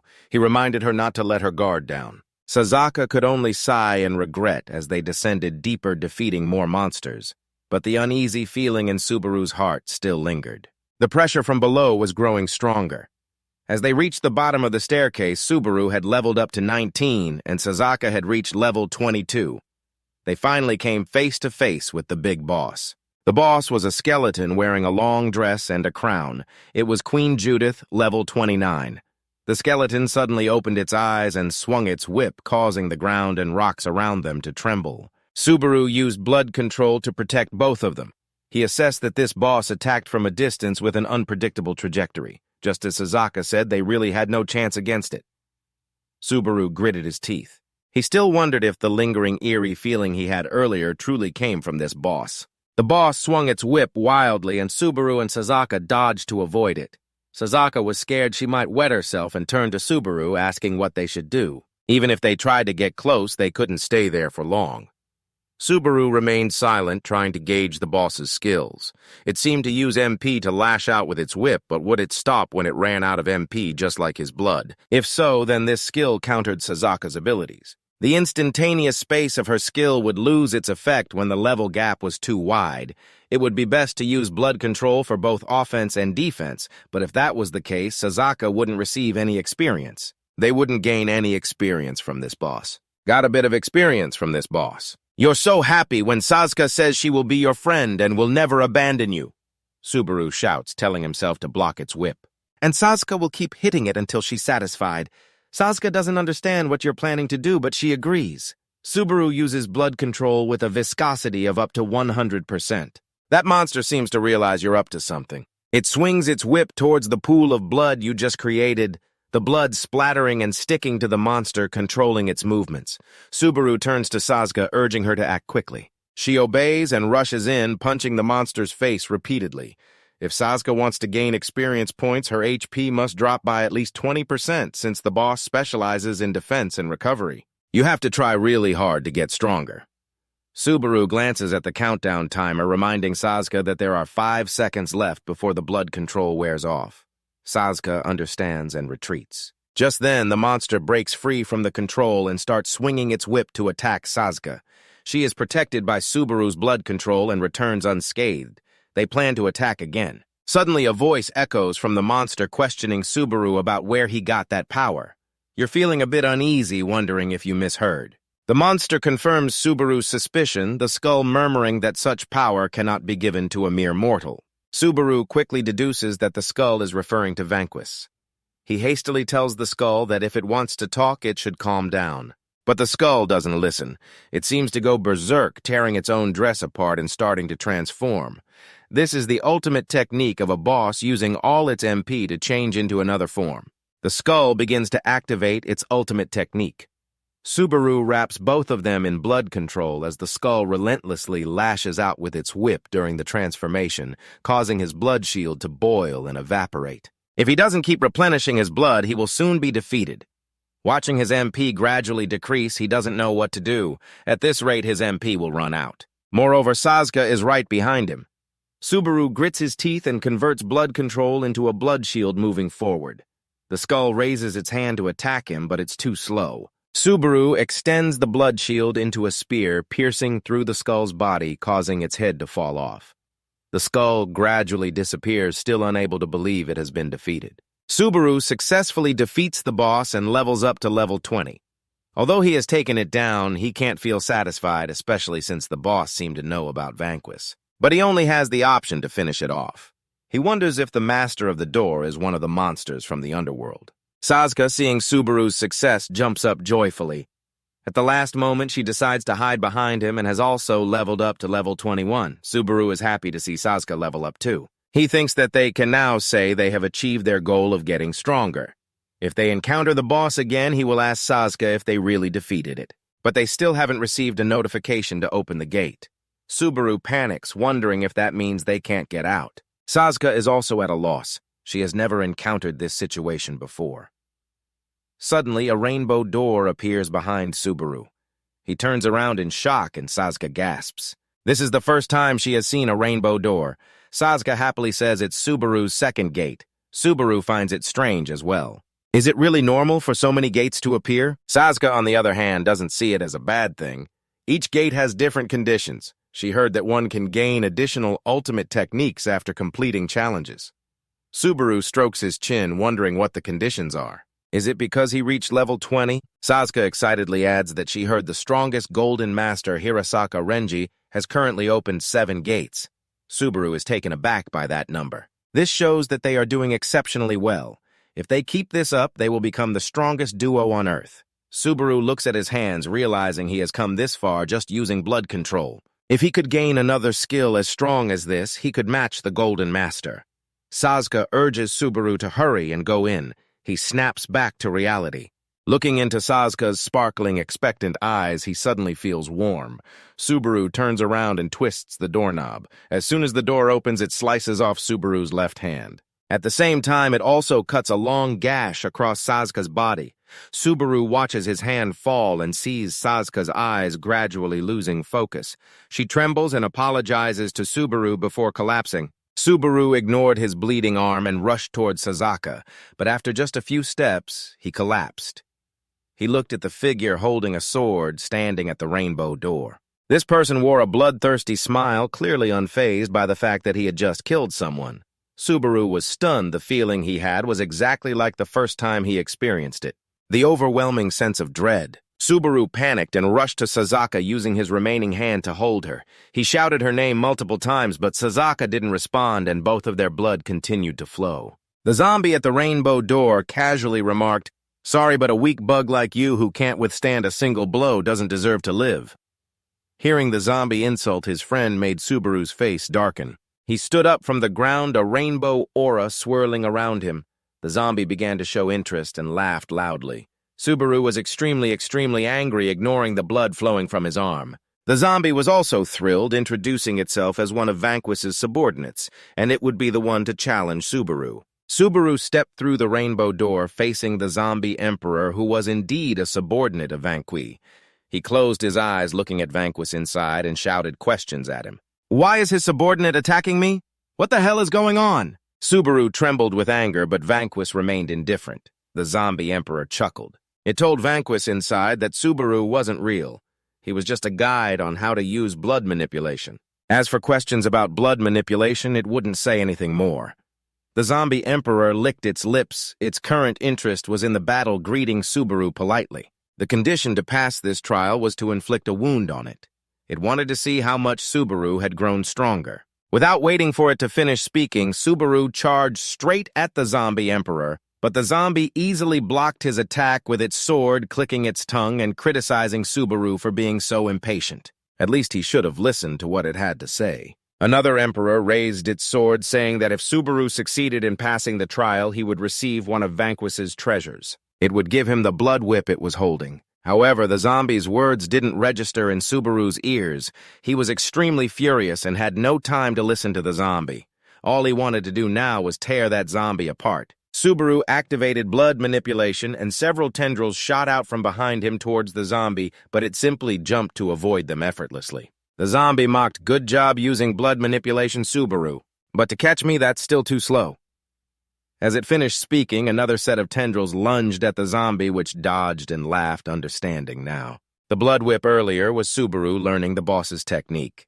It had observed Subaru fighting Vanquish for quite a while, and based on what it saw, Subaru could adapt the enemy's fighting style as his own. Subaru was even more frustrated when he couldn't hit the zombie, shouting for it not to run away. "Fight me. I don't have time to waste here. Sasuke is still waiting for me."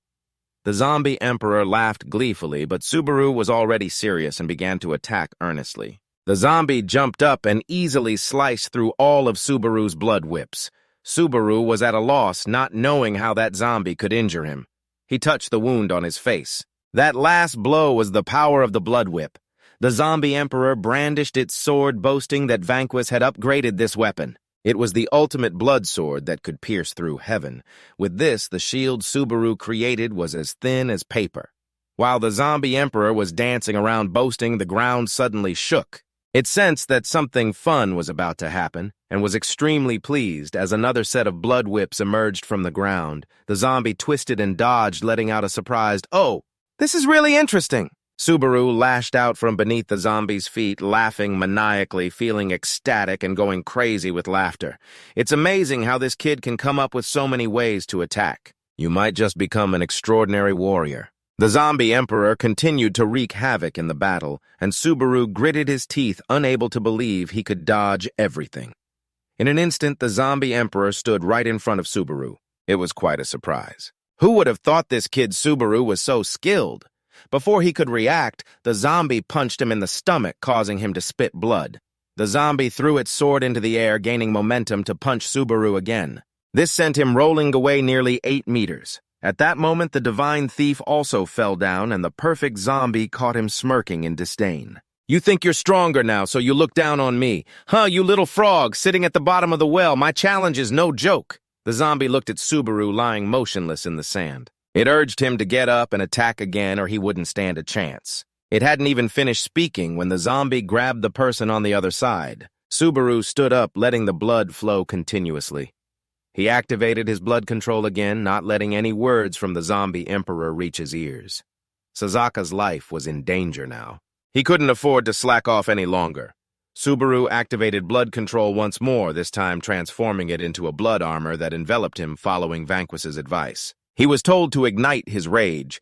Subaru charged at the zombie emperor, but once again he easily dodged. Not wasting a second, Subaru shot out blood whips from behind him, but the zombie managed to evade with a swift kick. Seizing the opportunity, Subaru lunged to attack. He wouldn't let this beast escape. The zombie emperor laughed, raising his fist to counter Subaru's strike. This time he managed to block the zombie's punch, and the zombie emperor was pleased. "Nice armor you've got there. But let's see if you can withstand this blow." Saying that, the zombie swung its sword down. Just then, Subaru also threw a punch, attacking the divine thief, slicing through his arm, causing it to split in two. However, Subaru's arm quickly reattached in an instant. He punched the zombie in the face, and as the zombie turned back to slash off Subaru's other arm, he reconnected it in a flash and struck back at the zombie. The zombie continued to slash at him, severing Subaru's limbs, but he quickly reattached them and retaliated against the zombie, realizing the issue in the blink of an eye. No matter how many times it chopped him up, he would use his blood to mend himself with this momentum. When his MP ran out, his body would naturally separate and ascend, but he couldn't bear that. The zombie found this incredibly interesting.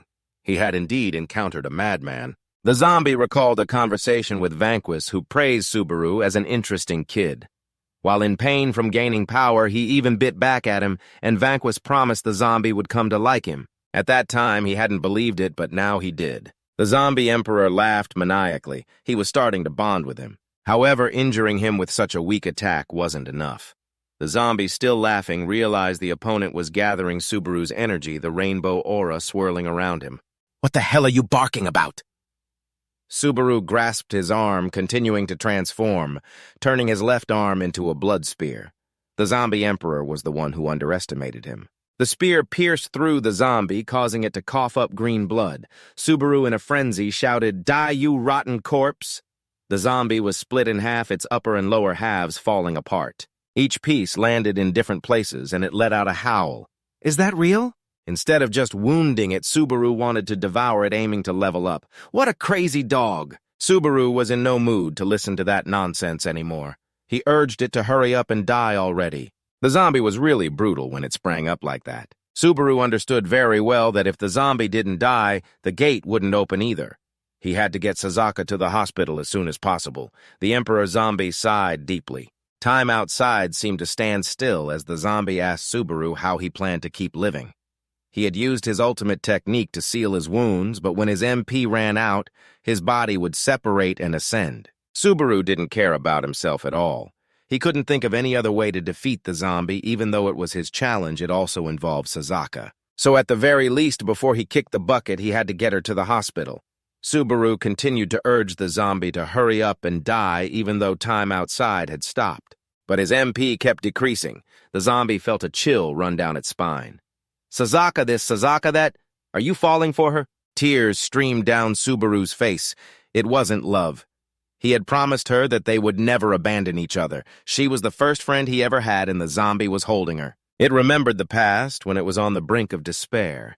Vanquis had reached out to save it and had sworn on the honor of a vampire that he would never betray or abandon it. The Emperor zombie dropped its playful demeanor. It realized it had been a bit too casual. The zombie pointed to the sword rolling over there and said, "Sorry, I'll give Subaru this divine weapon and its skills as a reward." Leveling up was confusing for Subaru. He was dying anyway, so why give him anything? The zombie gradually began to disappear, insisting that Subaru wouldn't die. The Rainbow Gate was still at the entrance. So when Subaru leveled up, all his wounds would be healed after defeating the Emperor zombie. Subaru shot up to level 26 and received the divine weapon and the skill Tremor. Blood control also reached level 6, and Subaru seemed to remember something. He shouted at the zombie, asking if all the masters of the gate were monsters from the underworld. The zombie confirmed that they were all the same, and Vanquis was one of them. Realizing it didn't have much time left, it raised its hand to point and advised Subaru that if one day his friend ascended to heaven, he should use blood theft to save one more before fading away. Subaru's spirit was extremely satisfied, just like Vanquis. The mission notification system announced the end. It requested the player to leave the gate. Subaru hurriedly carried Sasaka out of the gate. He didn't care about the mission or the clock. He anxiously called 119 at another gate where the Mobidic team was hiding. Giulietta, led by Hisaki, was the captain, and they were getting beaten up. Giulietta stood frozen when facing the massive whale, which shot out columns of water, taking out the minions one by one. Giulietta's team had ascended, and this whale wasn't even a boss. The minions pulled at Giulietta, asking for orders on what they should do to defeat the boss. They couldn't go outside unless most of the divine beings were dead. Giulietta frowned and asked the minion how many were left. The minion didn't understand what Giulietta was asking. Suddenly, he turned to the minion with a fierce expression and asked how many more needed to die for them to escape. The minion was stunned. He couldn't believe it. Giulietta was planning to abandon his teammates to escape. Clearly, he was the one who accepted this mission. The minion hadn't finished speaking when Giulietta stabbed him through the head with a sword. The guy's expression changed completely. His life was more important than those useless, ugly minions. They weren't worth living. Suddenly, a red notification from the system rang out. Most of the divine beings had died, so the gate would open immediately. Giulietta laughed loudly and kicked the corpse of the minion away. Just then, other minions rushed over. They also received the notification that if the gate opened now, the monsters inside would flood out. But Giulietta didn't care about that. He turned and angrily shouted at his minions, asking what they were doing crawling over here. He ordered them to go back and stop the monsters. The minions, scolded, were scared. They didn't know how to stop the monsters at all. He turned around, snapping at his subordinates, demanding to know why they crawled out here when he asked them to go back and stop the monster.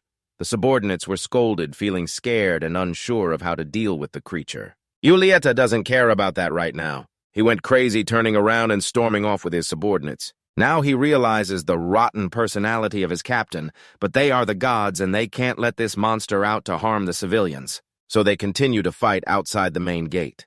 Giulietta is pushing against the gate to escape. Just as he gets his 2 feet outside before he can celebrate, he receives a notification. There are no survivors at the gate. The monster will soon break free. Giulietta's eyes widen in shock, and it hasn't even been a minute yet. Immediately, a tremendous force strikes from inside the gate, sending Giulietta flying 8 meters away. He falls to the ground, tears and snot streaming down his face, clenching his fists and cursing his useless subordinates. They can't even hold back for a minute as the giant whale slowly slips out of the gate. Giulietta receives a notification that the monster will target the gods who are still at the gate. Giulietta screams for help and starts to run for his life. On the other side, the rescue team has arrived at Subaru's location where they are providing first aid. Sasuke stands beside Subaru feeling anxious. Silently praying for her safety, suddenly a red notification appears: mission failed. The 5-star gate, the hideout of Mobidic, has been abandoned. Time remaining 5,800 hours. The penalty time will reduce the remaining time on the giant clock immediately. 240 days, left 49 days. Subaru is unaware of who caused this situation. Suddenly, Giulietta runs frantically towards Subaru, who also recognizes him as a member of Giulietta's team. He shouts for an ambulance for him, but Subaru doesn't understand what he's saying. Giulietta grabs Subaru's shirt, yelling that the whale is chasing him, and urges Subaru to hold the monster back. Buy as much time as possible for him to get in the vehicle and escape.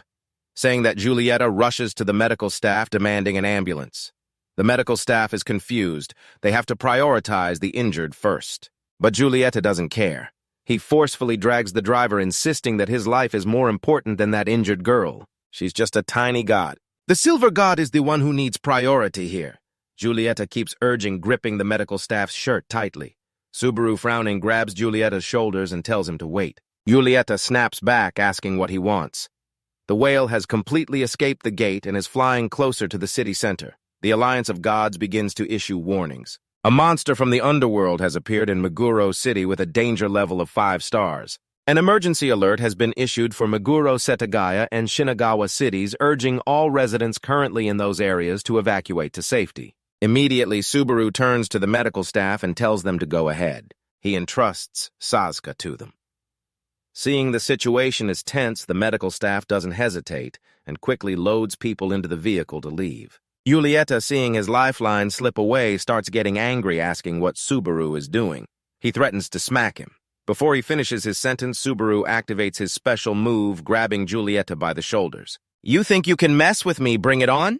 Giulietta knows he's in trouble now. Moments later, Giulietta is knocked out, hanging upside down from a tree branch. He struggles, but can't break free. Now Giulietta sees Subaru as if he were his father, obediently answering and urgently revealing everything he knows. The whale is targeting him, and the monsters are aiming for the gods who were once at the gate. After witnessing Subaru's strength, Giulietta is terrified. Subaru took him down without breaking a sweat. He has never met this guy before. Subaru breathes a sigh of relief. That's good. As long as Giulietta is alive, it won't harm anyone else. He won't let it chase Sasuke. He has to defeat it right here and right now. Subaru clenches his fists, controlling the blood whip. He slaps Giulietta across the face and asks him what skills the whale has. Giulietta honestly reports that the whale can summon and create water beams that are super fast and super strong, so they had no choice but to let go. Just as the whale finished speaking, it spouted a huge burst of water bubbles. Giulietta was scared, her pants almost soaked. Water columns shot towards him, but Subaru didn't move an inch. "You transformed your blood control into a rhododendron flower, blocking all the water columns shooting towards you." The water columns evaporated in an instant, leaving Giulietta stunned. He couldn't believe Subaru managed to take that hit. That attack could easily pierce through any Silver God's shield. Subaru crouched down to gain momentum. He was glad that the whale was floating in the air. Thanks to that, he could fight with all his might. Subaru surrounded himself with blood armor and shot up into the sky, attacking the whale with blood fists from above. But that strike had no effect. The whale swelled even larger. It realized there was a new target attacking it and opened its mouth wide, letting out a roar that echoed like thunder. The glass from the skyscrapers shattered everywhere. Subaru gritted his teeth. This was indeed a 5-star monster. The level difference meant his attack had no effect. Subaru decided to try out a new toy. He summoned the God Thief, just as the whale opened its mouth wide. A coin popped out from its mouth, and the whale spat out a barrage of missiles towards Subaru. Holding the God Thief, Subaru used 1/3 of his MP to slice through all the missiles the whale launched. Giulietta couldn't believe her eyes. The whale was actually pushed back. Subaru then read the instructions for the God Thief, which consumed the user's MP to unleash a slicing attack. The more MP he poured in, the more he could slice, and the effect increased. Subaru calculated whether he should use less MP. He still couldn't estimate how much he should use. Of course, the previous attack wasn't enough to take down the whale. It was coming back even fiercer. The whale gathered another large ball of water in its mouth, preparing to spit it out. Subaru could see the intensity of that attack. He had to stop it from firing. Subaru raised his hand, holding his sword, and decided to use another 1/3 of his MP to launch the next attack. The whale was hit and shattered into many pieces. The huge ball of water fell down, turning into a heavy rain. After the bubbles dissipated, a rainbow appeared, and the system announced that the whale had been defeated. Subaru was drenched like a rat in a flood. Julieta witnessed the entire battle in full HD, unable to believe that this guy took down the whale with just one blow. Don't tell me he's a golden god now. Subaru checked his stats just as he thought. Defeating the boss at the gate didn't level him up, but he was relieved that he didn't take much damage. Subaru clenched his fists. He had to hurry to Sasaka right now. He used blood control to create armor beneath his feet. Then he leaped away, unaware that an old man with a camera had recorded all his actions. The old man was just as surprised and immediately posted the video on the Bluebird app, promising to cause a social media storm. At the Shinagawa hospital, Sasaka was in critical condition. When Subaru arrived, Sasaka had already been taken to the morgue. He pulled back the sheet and saw her lying still and motionless. Subaru fell into despair, kneeling on the floor, starting to blame himself. It was all his fault. Because of him, Sasaka had been dragged into this. Subaru thought of that rotten corpse and felt angry, but then he remembered what the corpse had said before it died. If one day your friend ascends, just use blood theft. Subaru snapped back to reality. He opened the skill menu and quickly searched for the skill he wanted to unlock, resurrecting a close god. By turning them into a loved one, it would take effect within an hour after death. The current target was Amamisa Sasaka, with only 17 seconds left before the time ran out. Subaru held her. This meant Sasaka could come back to life. The countdown was decreasing now, down to 15 seconds. Subaru didn't think much and activated the blood theft skill, silently praying to make it in time. A stream of red energy enveloped Sasaka. The time continued to count down second by second until the last second ended. The red energy surrounding Sasaka dissipated and Subaru's face turned pale. Just then, two other people suddenly burst in, calling out to Sasaka. These two were Sasaka's older sisters. Tears streamed down their faces as they pushed Subaru aside to get closer to their sister. The eldest bitterly exclaimed, "This is why she told Sasaka not to become a god anymore," while the second sister couldn't stop crying. She couldn't believe that her sister had died, leaving Subaru speechless and unable to say a word. Only now did she notice her cousin and turned to ask who he was. Subaru hesitated, thinking of Sasaka, and felt a pang in his heart as tears filled his eyes, telling himself he was Sasaka's friend. The eldest sister, hearing this, went into a rage and charged at Subaru, who didn't resist. Through her tears, she accused Subaru of being the one who had dragged Sasaka into a dangerous mission. They hadn't intended to leave Sasaka behind. They were just waiting until they were strong enough to come back and protect her. They were almost there. Little did they know that someone like Subaru would show up, taking away their sister's life. Just as she was about to strike Subaru again, a sudden noise from behind caught their attention. Just a moment ago, Sasaka had been a cold corpse, but suddenly she rose, a red mark appearing on the back of her neck as she gradually transformed into a different form. She landed on the ground before the astonished eyes of everyone, and Sasaka glared at her sisters, who were ready to attack, shouting for them to get their filthy hands off Subaru. With that, Sasaka rushed forward to attack her eldest sister, who stood frozen, not understanding what was happening. Luckily, Subaru was quick enough to block Sasaka's strike, otherwise her sister would have been done for. Subaru blocked Sasaka's attack, his hands trembling. Why was she so strong? Sasaka immediately released her grip, kneeling before Subaru in apology. Her two sisters watched this scene, feeling uneasy, while Subaru's face turned pale with confusion over what was happening. He asked Sasaka if it was really her. Sasaka confirmed that she had been resurrected as a human thanks to Subaru's special technique. She no longer remembered anything from before, but promised to follow Subaru absolutely. Subaru stood there frozen in fear while Sasaka's sisters' faces darkened. They wouldn't back down any longer, activating their special technique to accuse Subaru of being a sick bastard. They questioned Subaru about what he had done to their sister. Subaru was sweating profusely, confused and unsure of what to do, while Sasaka added a bonus question asking if he was a sick bastard. Subaru shook his head vigorously. Of course he wasn't. Sasaka was now Subaru's subordinate. She drew her sword, ready to attack her two sisters. Subaru quickly intervened, shouting in panic. With no other choice, he used his own special technique to pin Sasaka's sisters against the wall behind them. Then he pulled Sasaka and ran for their lives, cursing the rotten skills of that dead guy as they fled. This wasn't Sasaka anymore. As she was dragged away, she felt confused, wondering why Subaru wasn't going to take care of the two from earlier. Subaru didn't pay attention to Sasaka's question. He didn't know what to do anymore.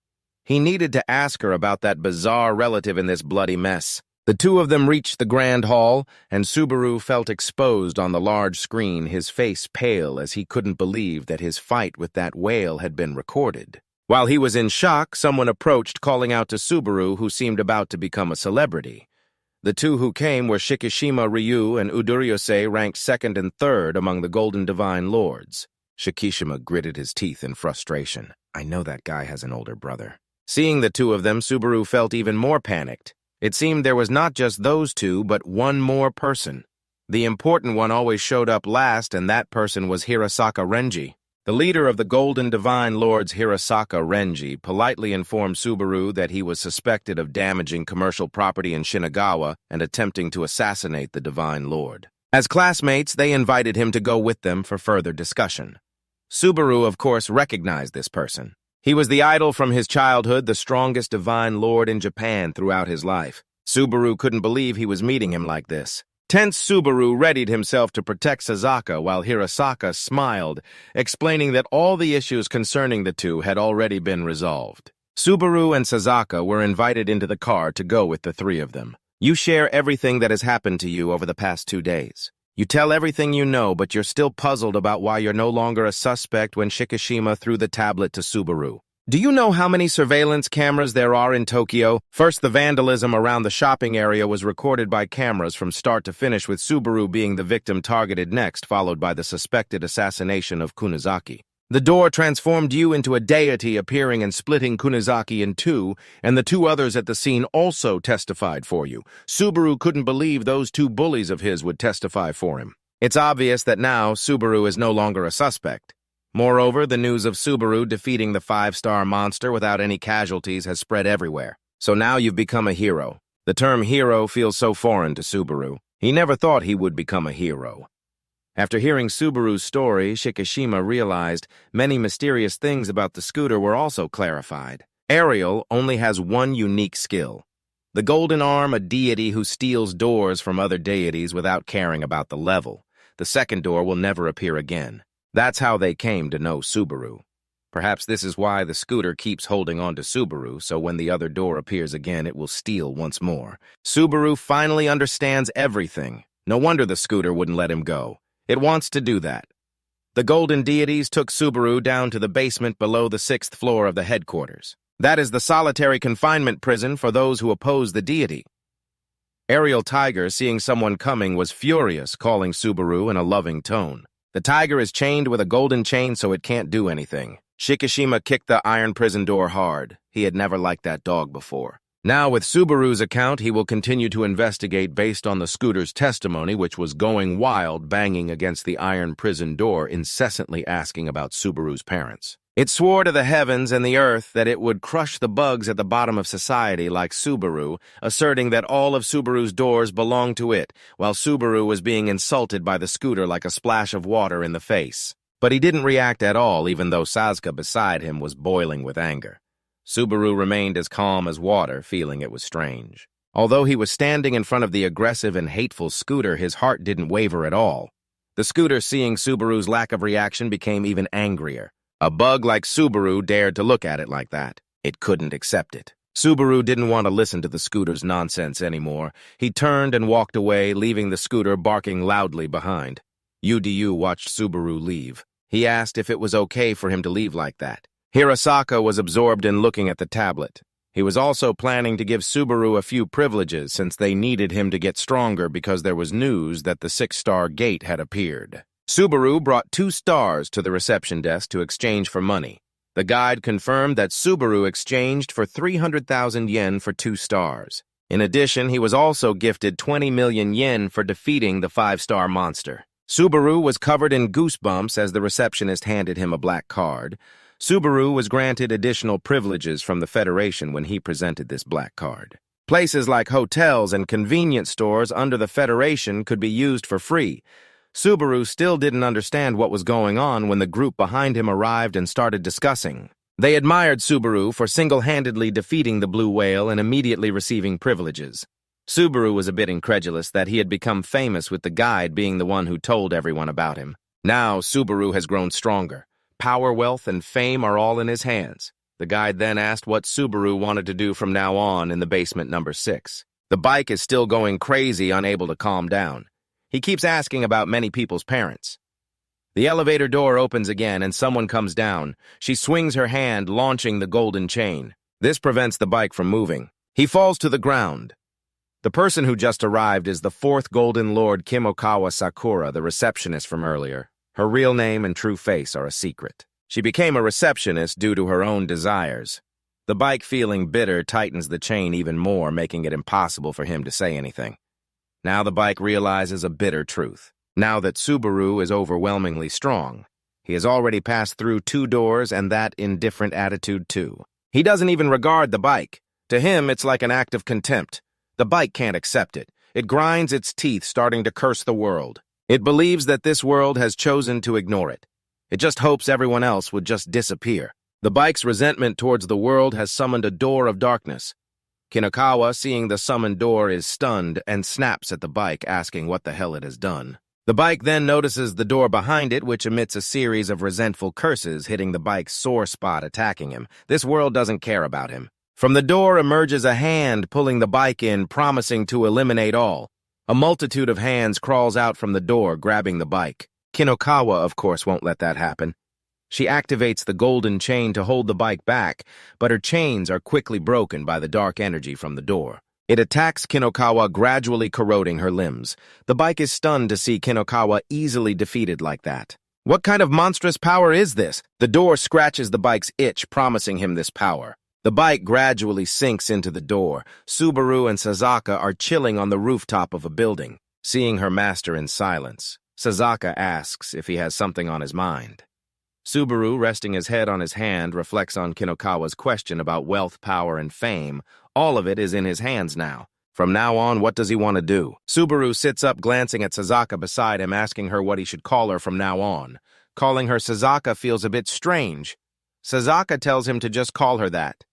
Subaru then asks if there's a way for her to return to being the Sasaka from before. Looking at Subaru full of thoughts, Sasaka quickly realizes that the body she's using belongs to someone important to him. She asks if she can see his skill stats. Because their souls are connected, she can see the stats. Sasaka looks at the stats and points out level 35 not yet unlocked. According to her speculation, there's a high chance. The 3rd door will appear when a new skill is acquired. If there's a way for Sasaka to truly return, it's best to ask those on the other side. The door for Subaru is also open. It's best for him to meet Vanquist, the one who granted him the skill to ask. Subaru regains his spirit, stands up, and focuses on leveling up first. Currently, he is at level 26 and needs to farm more monsters. Subaru uses his transformation skill to create a new coat. Now he must go find a new portal. He needs to meet Vanqui as soon as possible. The two arrive at a portal on a street. The shop owner sees him and thanks him, then the portal naturally appears in front of the store. Since then, his business has been increasingly stagnant. He can't believe the famous savior Subaru has come here. Subaru, feeling shy, scratches his head. He opens the door and turns back to ask Sasaka if she's coming in. Sasaka explains that she is his relative, so as long as she is alive, she will serve him. Sasaka shows her stats to Subaru, who exclaims in surprise. He didn't expect her to also be able to use blood control. He wonders why her MP is 0. The vehicle explained that she was his relative, so as long as she was alive, she would serve him. The vehicle showed the specs to Subaru, who let out a surprised, "Oh!" He didn't expect that she could use blood control. He wondered why her MP was at 0. The vehicle explained that relatives live off their master's MP and can also use their master's MP to unleash special moves. Subaru realized that the vehicle was now twice as strong. The throttle was 20 times stronger than Sasaka. The two began to approach the gate, which was a 3-star gate called the Underworld. As soon as they entered, the vehicle suggested borrowing Subaru's MP. He wanted to see her strength, so he let her do as she pleased. The vehicle activated blood control and a huge blood circle appeared in the air. The vehicle seemed to transform into a different person. The front was obedient while the back was fierce, wiping out all the demons. Subaru praised, "That's pretty impressive." The vehicle retracted this blood technique, saying it was useless against high-level opponents, so it was just okay. The low-level demons were all defeated and the boss appeared. This time, Subaru volunteered to step up. He called forth the divine thief to quickly and beautifully handle the boss. The two completed the mission and exited the time gate in just 10 minutes. The old man from earlier was surprised to see them come out so quickly. After defeating the 3-star gate, Subaru leveled up to level 28, just as he thought the 3-star gate wasn't too difficult. He prepared to approach the 4-star gate. While he was still dazed, he heard someone calling him. Turning around, he saw Shikishima from the Golden Divine Lords group lounging waiting for him. He propped his chin up and complimented him. Breaking the 3-star gate in 10 minutes is quite impressive. Subaru asked him why he was here. Shikishima replied, standing in front of him, scolding him for not checking any announcements. He informed Subaru of some bad news: the throttle had escaped. The incident had just occurred late last night, so it hadn't made the news yet, but one of the Golden Divine Lords had been crushed. Subaru panicked, unable to comprehend. Who was injured? Shikishima said it was the 4th anonymous Golden Divine Lord who used the golden chains to suppress the throttle. Shikishima kindly provided Subaru with more information. The real name of number 4 is Kinokawa Sakura, someone he had already met. Now Subaru realized that the pink-haired girl always sitting at the reception desk was the 4th Golden Divine Lord. Currently, she was unconscious, and all surveillance cameras and data in the prison had been destroyed. So there was no evidence. Considering the danger, the Golden Divine Lords would form teams of 2 or more to break the gate. Subaru pointed at himself, meaning that now he was also a Golden Divine Lord. Shikishima crossed his legs, saying that Subaru's Rainbow Gate was likely stronger than the Golden Gate. He told him to choose any gate he wanted to break and form a team with him. After a while, Subaru obediently followed Shikishima's orders, who generously volunteered to team up with Subaru, reminding him not to disappoint him because he was sure of it. The first thing that throttle aimed for was Subaru. Just mentioning that guy made him boil with rage, crushing the water bottle in his hand. The two arrived at the 4-star gate. It was called the Saw Pit. Shikishima Ryu was a powerful Golden Divine Lord second only to Hirasaka Renji. Even though each time the star level increased, the enemies became 10 times stronger for him, it was still as easy as pie. Subaru felt embarrassed, giving a forced smile. He wasn't sure if Shikishima needed his help. Theoretically, Shikishima had the skill to shoot invisible bullets from the tip of his finger. However, it still didn't seem very invisible. The terrifying attacks from the 50th technique Sulfur turned the sky green, bringing down this gate. The two then moved on to another gate. Shikishima took down several monsters in one blow. As Subaru knew, the monsters in this gate were not weak at all. The announcement of defeating monsters rang out continuously. Shikishima, having heard it so many times, found it annoying. The Golden Divine Lords had to follow a rule in the real world outside the gate.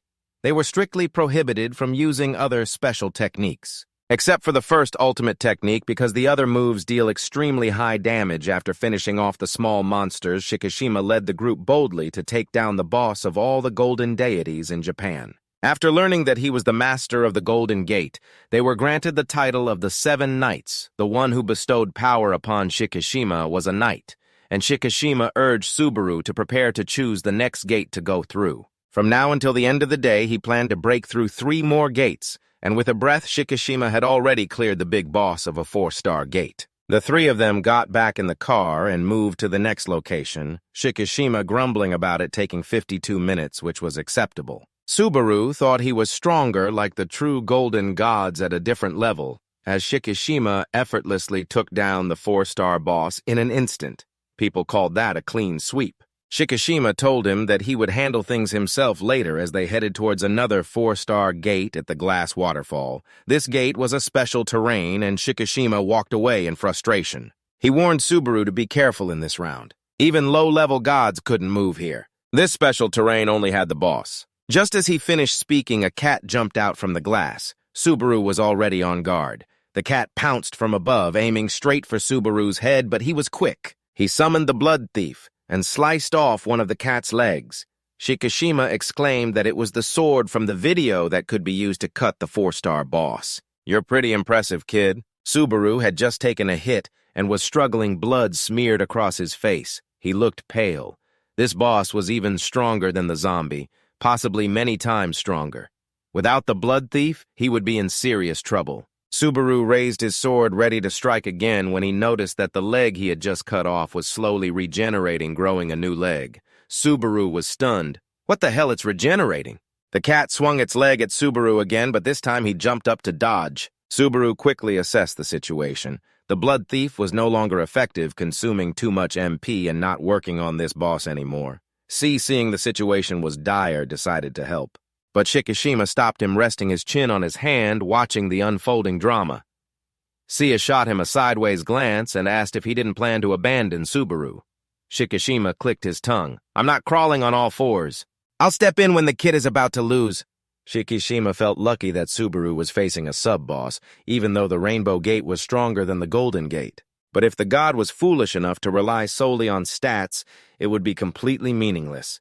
He needed to see Subaru's true potential. Meanwhile, Subaru was in a tough spot. This terrain countered his blood control. There was nothing to grip with the wires, and using bones would be blown away by the strong winds constantly blowing from the waterfall. Traps were useless. This enemy was too large, so stopping it would cost a lot of MP. Subaru jumped up trying to blind the cat with blood control, but the cat still landed a perfect hit on him. This cat was too precise. It didn't even need to use its eyes to observe. The cat knocked Subaru down to the ground, and Shikishima began to feel annoyed. What the hell is going on? This doesn't look good. This kid is too inexperienced. It's his first time fighting such a unique boss, and this is the result. I must have had too high expectations for him. CA remained steadfast in her belief in her master, telling Shikishima not to underestimate him. Subaru had already figured out a way to counterattack. On the other side, the battle was starting to shift. Subaru connected the wire to the cat.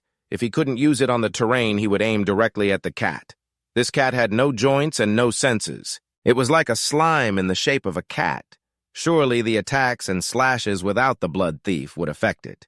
Subaru used the zombie skill he had received the other day, a deadly technique. The death punch could destroy the target from within. Subaru applied his knowledge in practice, combining blood control with the death punch to attack the cat. The cat was destroyed from the inside. Subaru then used the blood whip to wrap around its neck, pulling with the force of a spring to smash its face. If it could regenerate, he had already regenerated his own body before. Subaru was serious, extremely cool using MP to regenerate, right? "Sorry, but I won't let you do that. I won't stop crushing you." Shikishima was also surprised. This kid, he quickly recognized the enemy's characteristics. In a short time, he combined the first and second techniques. "I heard you could control blood, but this Subaru has a more unique way of attacking," Shikishima exclaimed. "This kid is insane." The CEO was extremely proud as Subaru and the glass cat exchanged blows for hundreds of rounds. Both he and the cat were exhausted. Shikishima called out from below. He said that if Subaru could beat the cat, he would treat you to sushi. Seiha scoffed, thinking that her master could be easily lured by food. The truth proved him right. After hearing about the food, Subaru charged toward the cat with great enthusiasm, causing it to yowl. Subaru successfully broke through the 4-star gate and leveled up to 31. The accompanying skills also leveled up. Shikishima took Subaru out for sushi as promised.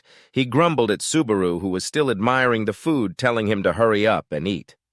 Subaru's eyes sparkled as he looked at the sushi on the table. Not wanting to eat just yet, he wanted to gaze at it a little longer. Subaru was emotional, tears and snot running down his face. This was the first time in his life he got to see sushi, and he was truly very happy. C, struggling with the cat on the other side, couldn't help but exclaim that Subaru must have had a tough time. Shikishima suddenly felt a headache coming on. Looking at what SEA was doing, he snapped, "This is a high-level bar. Who would have thought that the two of them would tame the glass spirit after defeating it? After defeating the sub-boss, they could receive rewards like Hirasaka's earrings and a coat from that punk." Subaru's red sword was similar too. Subaru, craving food, suddenly remembered and looked at the cat, stretching and yawning. He wondered what this one could do. Shikishima suggested he name it. It's rare to have an underground monster as a pet. Subaru paused for a moment, then excitedly named the cat Sushi. The cat, upon hearing its name, seemed to be just as silly as the name itself. Its glass spirit suddenly transformed into glass sushi. Shikishima urged him to eat quickly. Sushi is best right after it's made, and he couldn't just sit there admiring it. Just as Subaru was about to take his first bite of sushi, the world shook. Shikishima, annoyed, yelled, "What now?" Sure enough, something was happening. A monster burst out of the gate. Subaru jumped up, ready to fight, while Shikishima adjusted his outfit. "That's why I told you to eat quickly!" This time the monster was a hawk that had captured a girl and was soaring through the sky, showing off its power, when suddenly the eagle was Shikishima and Seiha used their golden guns and blood rings to shoot off both its wings. Subaru jumped out of nowhere, landing on the bird's head using blood control to stomp through its head. The bird was too busy to worry about anything else. It dropped the girl it had captured, letting her fall freely. Subaru used blood control to catch her. The girl looked up at her savior with sparkling eyes as Subaru landed on the ground. He gently asked her if she was hurt. The girl said she was fine and hurriedly thanked him. Just then, Subaru's acquaintance ran over. It was Sawatari, the one who had bullied him before. Subaru was even more surprised to see him. The girl he just saved turned out to be Sawatari's sister. She saw the two seemed familiar and asked if her brother knew Subaru. Shikishima also recognized Sawatari and exclaimed that he was the kid who was interrogated the other day. He also knew that Sawatari was one of the bullies. Subaru pushed the blame onto him, asking why he didn't thank Subaru. Sawatari, feeling pricked, was about to say why he should thank a bug. He quickly corrected himself, not calling Subaru a bug anymore. Sawatari's sister, on the other hand, happily thanked Subaru. Sawatari jumped in, asking his sister why she had to thank this guy. His sister retorted, "You just need to thank him for saving me. What's so embarrassing about that?" Watari was left speechless. He turned to show his attitude towards Subaru, threatening that if Subaru wanted revenge, he would post a video of him wetting himself online. However, Subaru didn't react at all. He smiled gently, causing Sawatari's words to get swallowed back. He grabbed Subaru's collar, blaming him for not having a stronger door. Instead of blaming him, Subaru thanked Sawatari for testifying that he wasn't the culprit, and then breezed past him, eagerly urging Shikishima to go back to eating sushi. The three of them leisurely left. Sawatari's sister noticed her brother acting strange and tugged at his shirt, asking if something was wrong. Sawatari, embarrassed, bowed his head, feeling sorry for himself as the three returned to the sushi restaurant. They found the restaurant had put up a closed sign due to the appearance of the monster. Subaru's spirits sank. Shikishima quickly promised that next time he would bring him back to eat. The next day, Sawatari sat blankly in class watching the videos of him bullying Subaru from before. Without hesitation, he pressed delete on all of them. His blue-haired friend noticed and curiously asked, "Did you delete the video of you bullying Subaru the other day?" He thought back and realized that if Subaru came back for revenge, it would be pretty terrifying. Sawatari quietly mumbled that it wasn't the guy with the green hair and asked why he was looking out the window. Suddenly, he felt something shocking that pulled his friend to look out too. At that moment, Subaru received a call from Shikishima. When he picked up, he got some bad news. The guy on the scooter showed up at his school and they had to get there right away. Sawatari was happily checking his little sister's messages about making some ribs when his green-haired friend pulled him away. Looking out the window, he stuck his head out and saw a familiar face, Aerial Tiger. Immediately, a series of dark doors appeared beside them. Tiga announced to all the gods in the school that dark portal would grant them new powers strong enough to rival the golden gods. He urged everyone to hurry and enter the portal. They would gain new strength and join his team. On Subaru's side, Shikishima irritably held up a picture of the scooter, saying he just got a notification from the school 3 minutes ago. It was just a side issue. The main point was that this jerk dared to mess with his hairstyle. Subaru asked what the black door behind the scooter was, and Shikishima frowned, knowing it was trouble. But he had a bad feeling about this. They had to get there as quickly as possible. Right now at school, Sawatari and his friend hesitated, staring at the dark door. After hearing the announcement, they were still a bit skeptical. If they entered this door, would they join Taiga's army? Sawatari fell silent. Suddenly, the scooter appeared behind him, asking what he was still hesitating for. The others also reacted to the scooter's appearance and shouted. The scooter began to tempt them, saying it was their fault for not thinking it was unfair to have a gap between the gods, even though they all faced the same challenges. Hadn't they ever thought about why it wasn't them when witnessing the beloved golden gods? The scooter urged them to step into the door so that the golden gods would know what a festival was. Sawatari froze, recalling his past when he and his sister were abandoned by their parents in a room full of trash. The two siblings relied on each other. He didn't want his sister to cry, so he did everything he could to survive, enduring beatings and fights in the dump to bring food home for her. In the freezing winter, Sawatari walked alone in the snow, his gaze stopping at a house. A family of 3 was celebrating their child's birthday. The mother saw Sawatari and looked at him with disdain, feeling disgusted. She quickly pulled the curtains to block him from looking into her home. Sawatari in despair gasped for breath, exhausted and collapsing. What would happen to Kana if he were gone? Why was it them? Just as he collapsed, a door appeared before him. Sawatari asked in confusion why Taiga was doing this. He was also a golden god. Taiga calmly admitted that he stole that door. Subaru was the chosen one. The portals chose those with bright souls. There was no way Taiga's soul was worse than that jerk Subaru's. To make matters worse, that jerk received the rainbow portal. Don't joke around. Subaru had to stay below him for life. That's why he would turn this world upside down with the dark door that chose him. Taiga then asked Sawatari if he wanted revenge on Subaru too. He urged him to come with him to crush Subaru. Sawatari thought that if he refused, Taiga would definitely take him down. He remembered his sister's message. He told himself he wasn't done yet and turned to his friend, saying they should go in together. Suddenly feeling his pocket vibrating, Sawatari pulled out his phone to check the message. It was a reply from his sister about the earlier message. After reading it, he froze. His sister thought he was a good person. Sawatari remembered when he received the portal. At that moment, he thought he could finally feed his sister something. Sawatari began to strut around the school, needing to show everyone they shouldn't underestimate him. After getting the news that the scooter had arrived at school, he realized he couldn't be the boss of this place anymore. But at the same time, he heard that the scooter's brother was in the same class as them, but he was just an ordinary guy. Sawatari started down the path of bullying Subaru.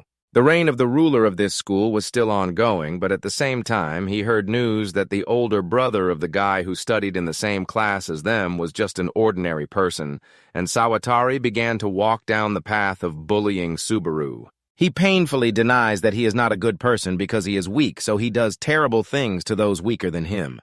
Sawatari feels sorry for himself. Even though Kana is a good girl, she has a terrible brother like him.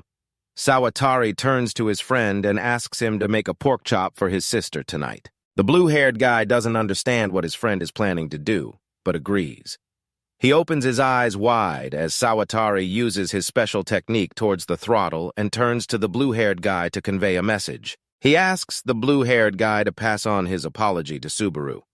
Taiga feels like he is witnessing something extremely funny, and Sawatari urges the blue-haired guy to hurry up. The blue-haired guy quickly uses the rope to rush out of the class, repeatedly reminding Sawatari not to get too carried away. He wants to hear why Sawatari isn't following him. Yesterday, Subaru saved Sawatari's sister, but instead of cursing him, he thanked him. He hates this pathetic side of himself, but at the same time, he thinks it doesn't matter how many bad things will happen from now on. They will happen in this world. He feels that as long as Subaru is around, everything will be all right. The throttle scratches his head, jumping down from the windowsill. He doesn't quite understand why it's so humiliating that Sawatari wants to befriend the guy who used to bully him. Sawatari doesn't care how humiliating he looks. But he is sure that Subaru has a big heart and doesn't mind that. Sawatari smiles contentedly. Ariel Taiga is truly pathetic. Indeed, after hearing those words, the throttle rushes to grab Sawatari's head. In his last moments, Sawatari thinks about his sister.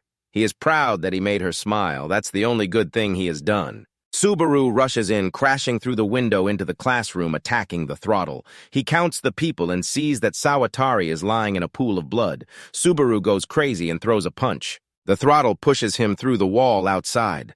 The throttle raises his golden arm to block Subaru's attack, smirking at the thought of his rematch with Subaru coming up fast. Subaru pushes the throttle into freefall below, growling and asking why he sent Sawatari to the afterlife. He thinks about the girl Kana, who doesn't like Sawatari, but no matter what kind of person he is, there are still people waiting for him. The throttle is extremely excited. He shouts joyfully, unleashing all his power to show that he will wipe out Subaru himself. The throttle raises his golden arm to block Subaru's attack. Subaru's armor shatters under the throttle's blow, and the throttle's golden arm is not faring any better, starting to crack. The throttle slowly steps forward, intending to use another move. Although it's a bit early, he wants to finish off Subaru as quickly as possible. Just as he is about to unleash his move, Shikishima's bullet flies past his face, causing him to stop in his tracks. Shikishima and two others from the Golden God group have arrived. Shikishima, blood rushing to his head, challenges the throttle to make a move if he can. The throttle smirks, recalling the bitter past. This is the second time he has been ambushed by these golden gods. He bursts into laughter looking at the faces of the golden gods. The throttle laughs heartily, surely taking down the golden god number 4 has hurt the glass heart of the remaining gods, and Shikishima is even angrier than before. The other two are doing well too. Hirasaka swiftly glides past, slicing off the throttle's golden arm. Before the throttle can even retract his smile, he has to scream in pain. His blood splatters everywhere, yet the throttle doesn't care. He turns to mock Hirasaka. "It's the first time I've seen that confused look on your face." "It's always yours." Hirasaka's face darkens as he thinks of Kinokawa. It seems he is now so angry that it surprises him. Hirasaka is full of energy and Subaru can't see any of his actions. He moves like a fleeting ray of light. This is the true power of the golden god, the top of Japan. Hirasaka turns to ask Subaru if he is hurt. Subaru says he is fine. The throttle sees Hirasaka not taking him seriously, and his pride is hurt. He focuses his dark power to create a giant arm from the arm that was just sliced off, attacking Hirasaka. His sword shatters, and at that moment the third golden god activates his second special technique, isolating the throttle within a golden wall.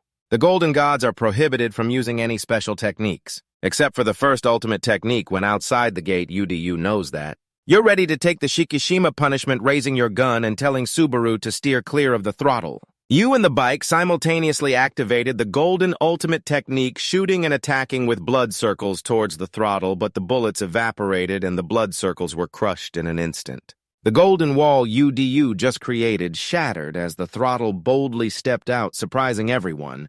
Even a 5-star monster couldn't break through Udu's golden wall. So that thing defeated the fourth golden deity, Kinokawa Hirasaka, who landed next to UDU, assessing that the blood and smoke from the throttle were not just simple attacks or defenses. Its skill definitely has a special effect, but if you can't figure out its properties, you're done for.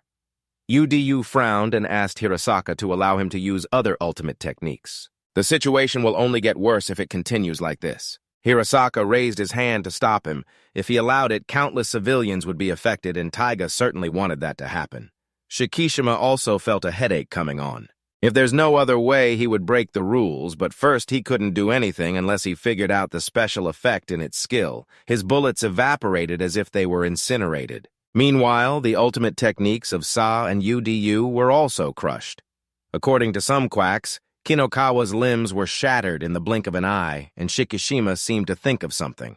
His pupils widened. The throttle on the other side became even more frantic, releasing a torrent of black smoke.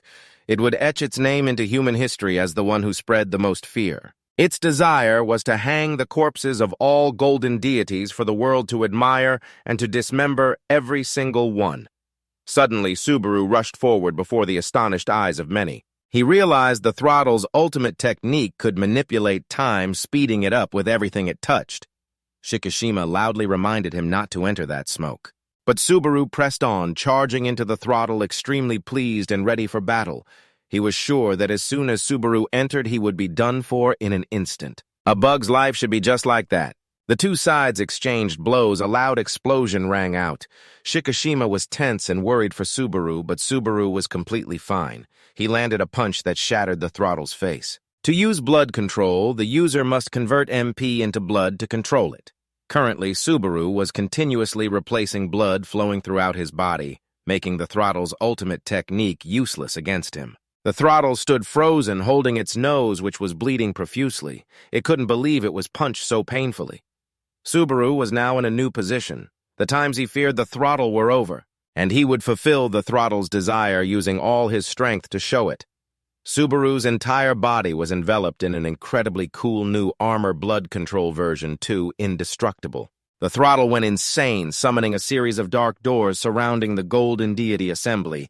These doors emitted a black smoke that could crush anything they touched. This was the first time they had seen a skill that could summon such doors. The throttle laughed maniacally. If it couldn't hit Subaru, it would resort to other tactics. It was useless for anyone else to block the smoke. It would turn others into dust before Subaru. Looking at the bike, he recalled the scene of Sasaka falling before him. He closed his eyes and then opened them, radiating a powerful rainbow aura. Subaru looked at the throttle as if it were a corpse. If it had the guts, it should touch him with a finger. From deep within Subaru's heart, a flame of anger ignited. He unleashed the ultimate technique, the Radiant Skill, one of the 3 strongest techniques, Vanquish granting him a 30% boost to all abilities while in a rage. In the first battle with the throttle, this move was ineffective due to the level difference, but now Subaru had grown stronger, and this technique had taken effect. Both sides charged at each other, throwing punches. The throttle was somewhat at a disadvantage, getting hit repeatedly by Subaru and having to raise its hands to defend. The throttle panted heavily, its arm was broken, and it screamed in pain. Not understanding why it couldn't stop Subaru, it used blood whips to wrap tightly around the throttle's hand. It struggled to resist continuously releasing black smoke.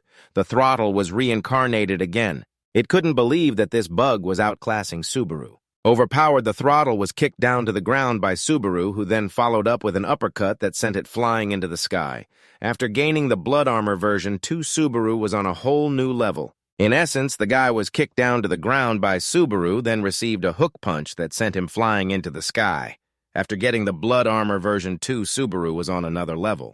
He used skill levels to enhance his nervous system so Subaru would move more naturally compared to when he controlled it with his fingers and the guy was being relentlessly beaten by Subaru. It fell to the ground like a bag of trash, and suddenly a voice came from the dark gate lamenting that the master of the gate used blood control, not Karen or Judith among so many people. It was that vanquished guy from the present.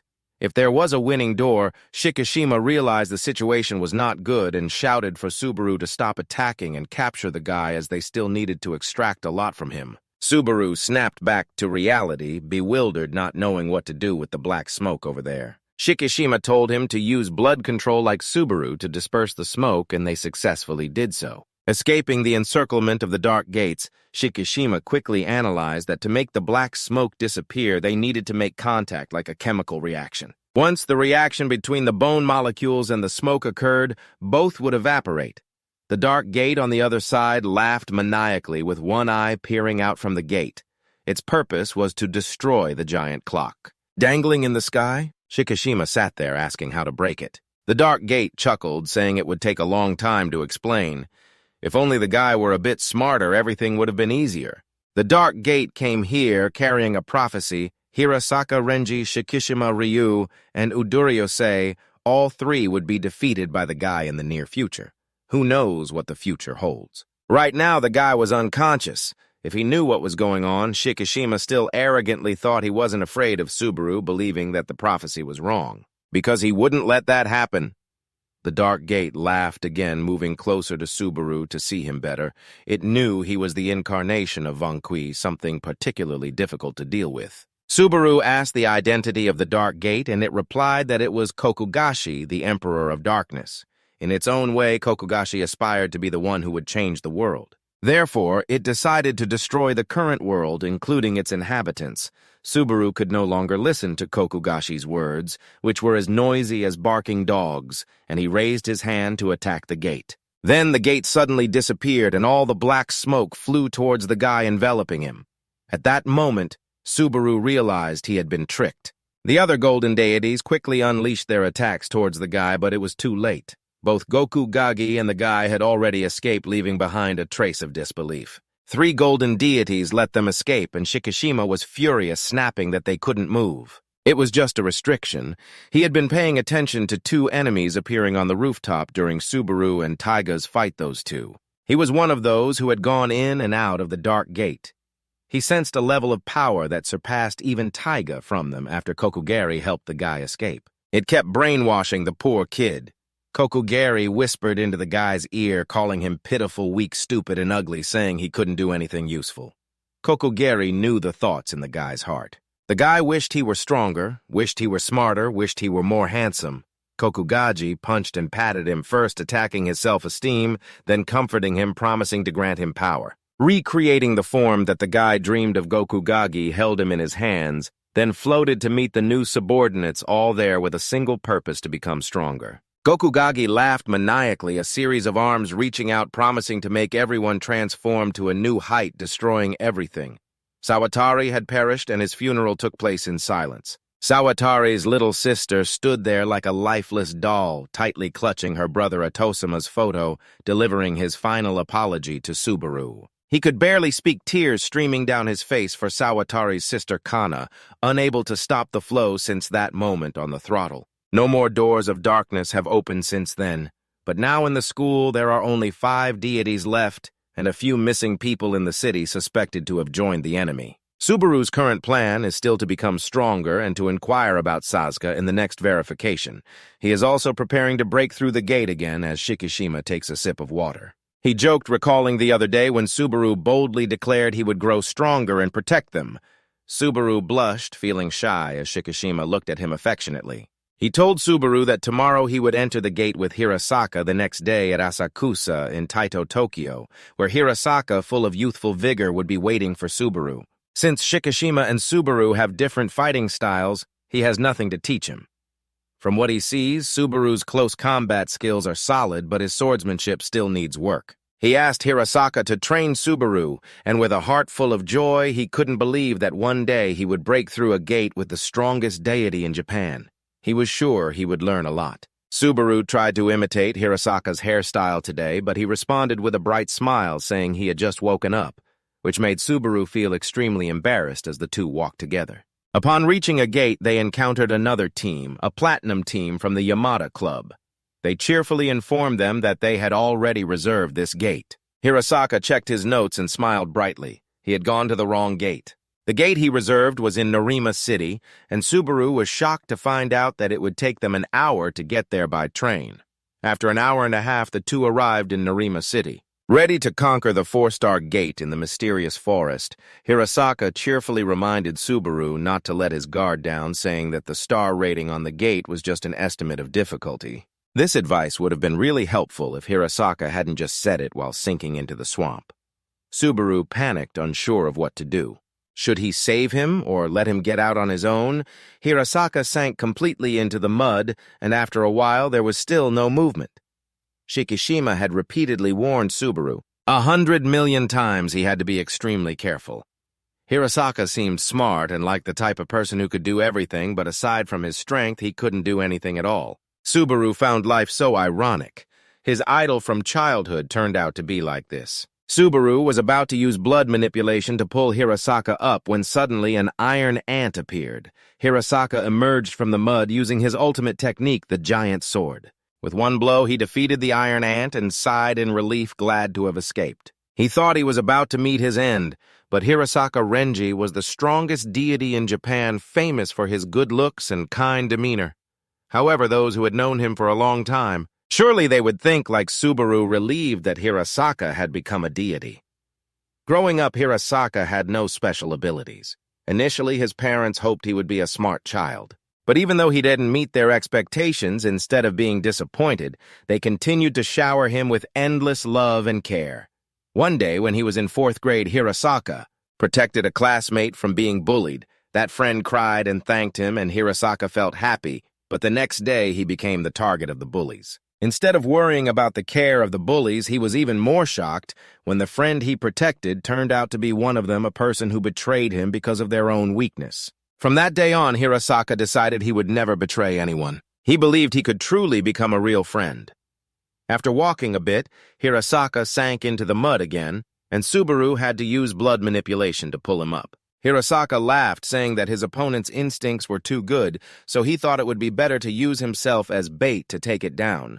Subaru pulled Hirasaka up only to find a giant monster alongside him. Subaru gradually began to understand Hirasaka.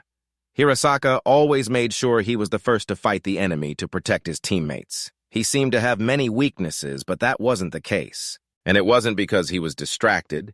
It was because he was very flexible and open. Subaru took care of him, handing him a towel to wipe himself with, which was in the bag that Shikishima had told him to carry, where Shikishima had put a towel, water, and some other odds and ends to survive, along with Hirasaka sharing a tattered mat. Among Hirasaka's friends, Shikishima was the one who struggled the most with him. He must be drowning in work right now, and indeed, that's how it was. Right now, Shikishima had to use 3 heads and 6 hands to handle all kinds of tasks, getting frustrated with Hirasaka for not being able to do anything useful. Kinokawa, hurry up and recover so you can help him out. Lighten the workload for him. The golden deities were very close to each other, especially Hirasaka, Shikishima, Udiyu, and Kinokawa.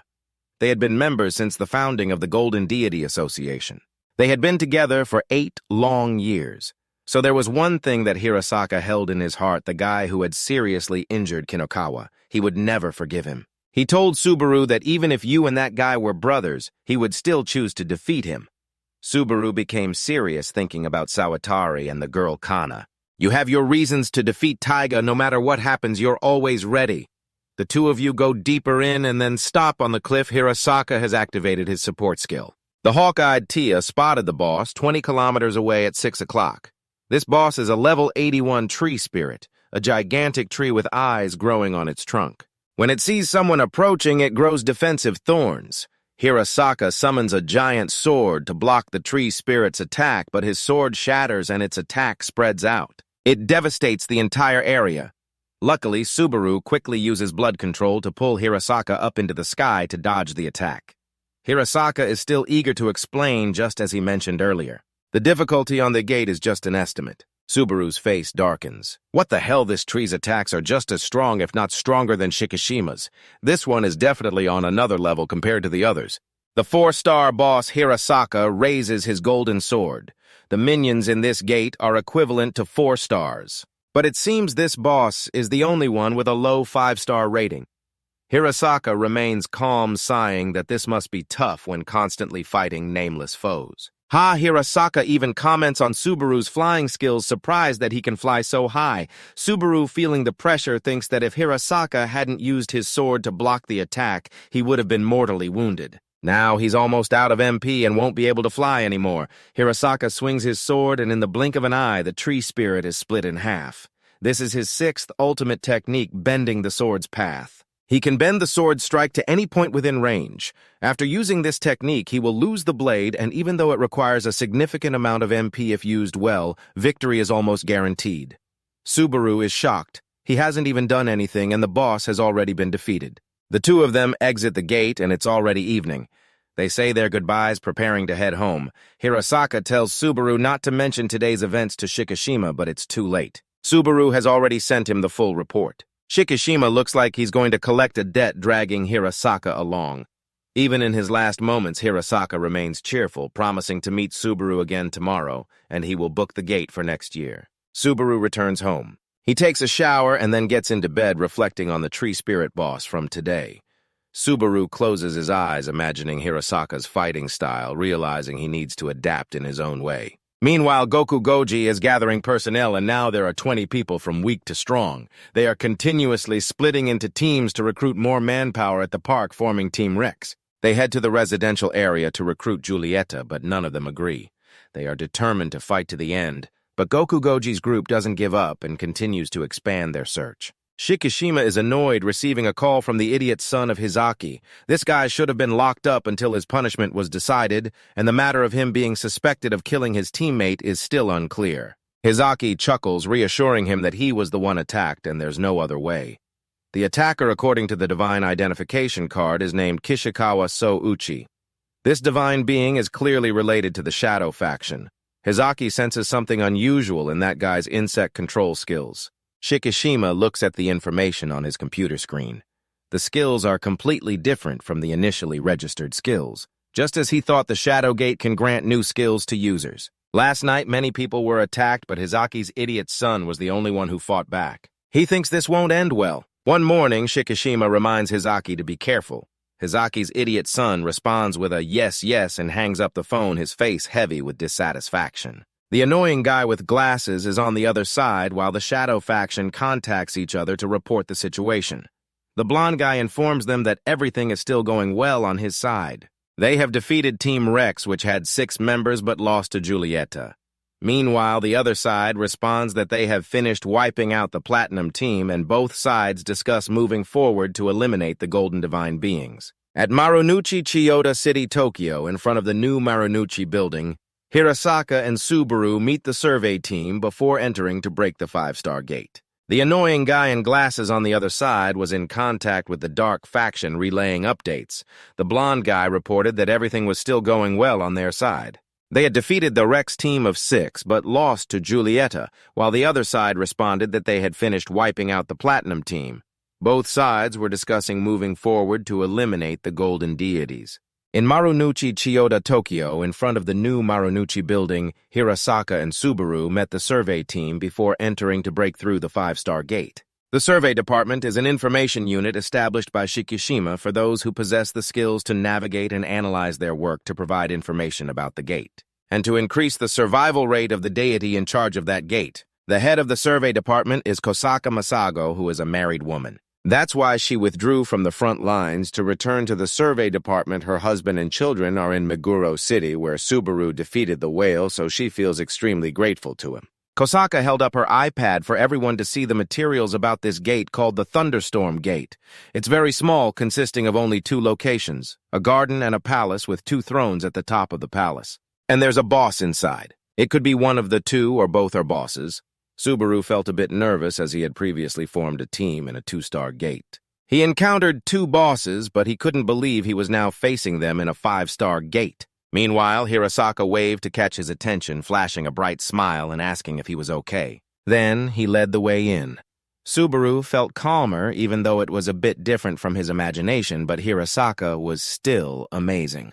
As the 2 stepped into the gate, it closed immediately and a swarm of shadowy figures rushed in. They injured one of Kosaka's subordinates. The shadowy figures were the deity's minions, arrogantly licking the dark gate.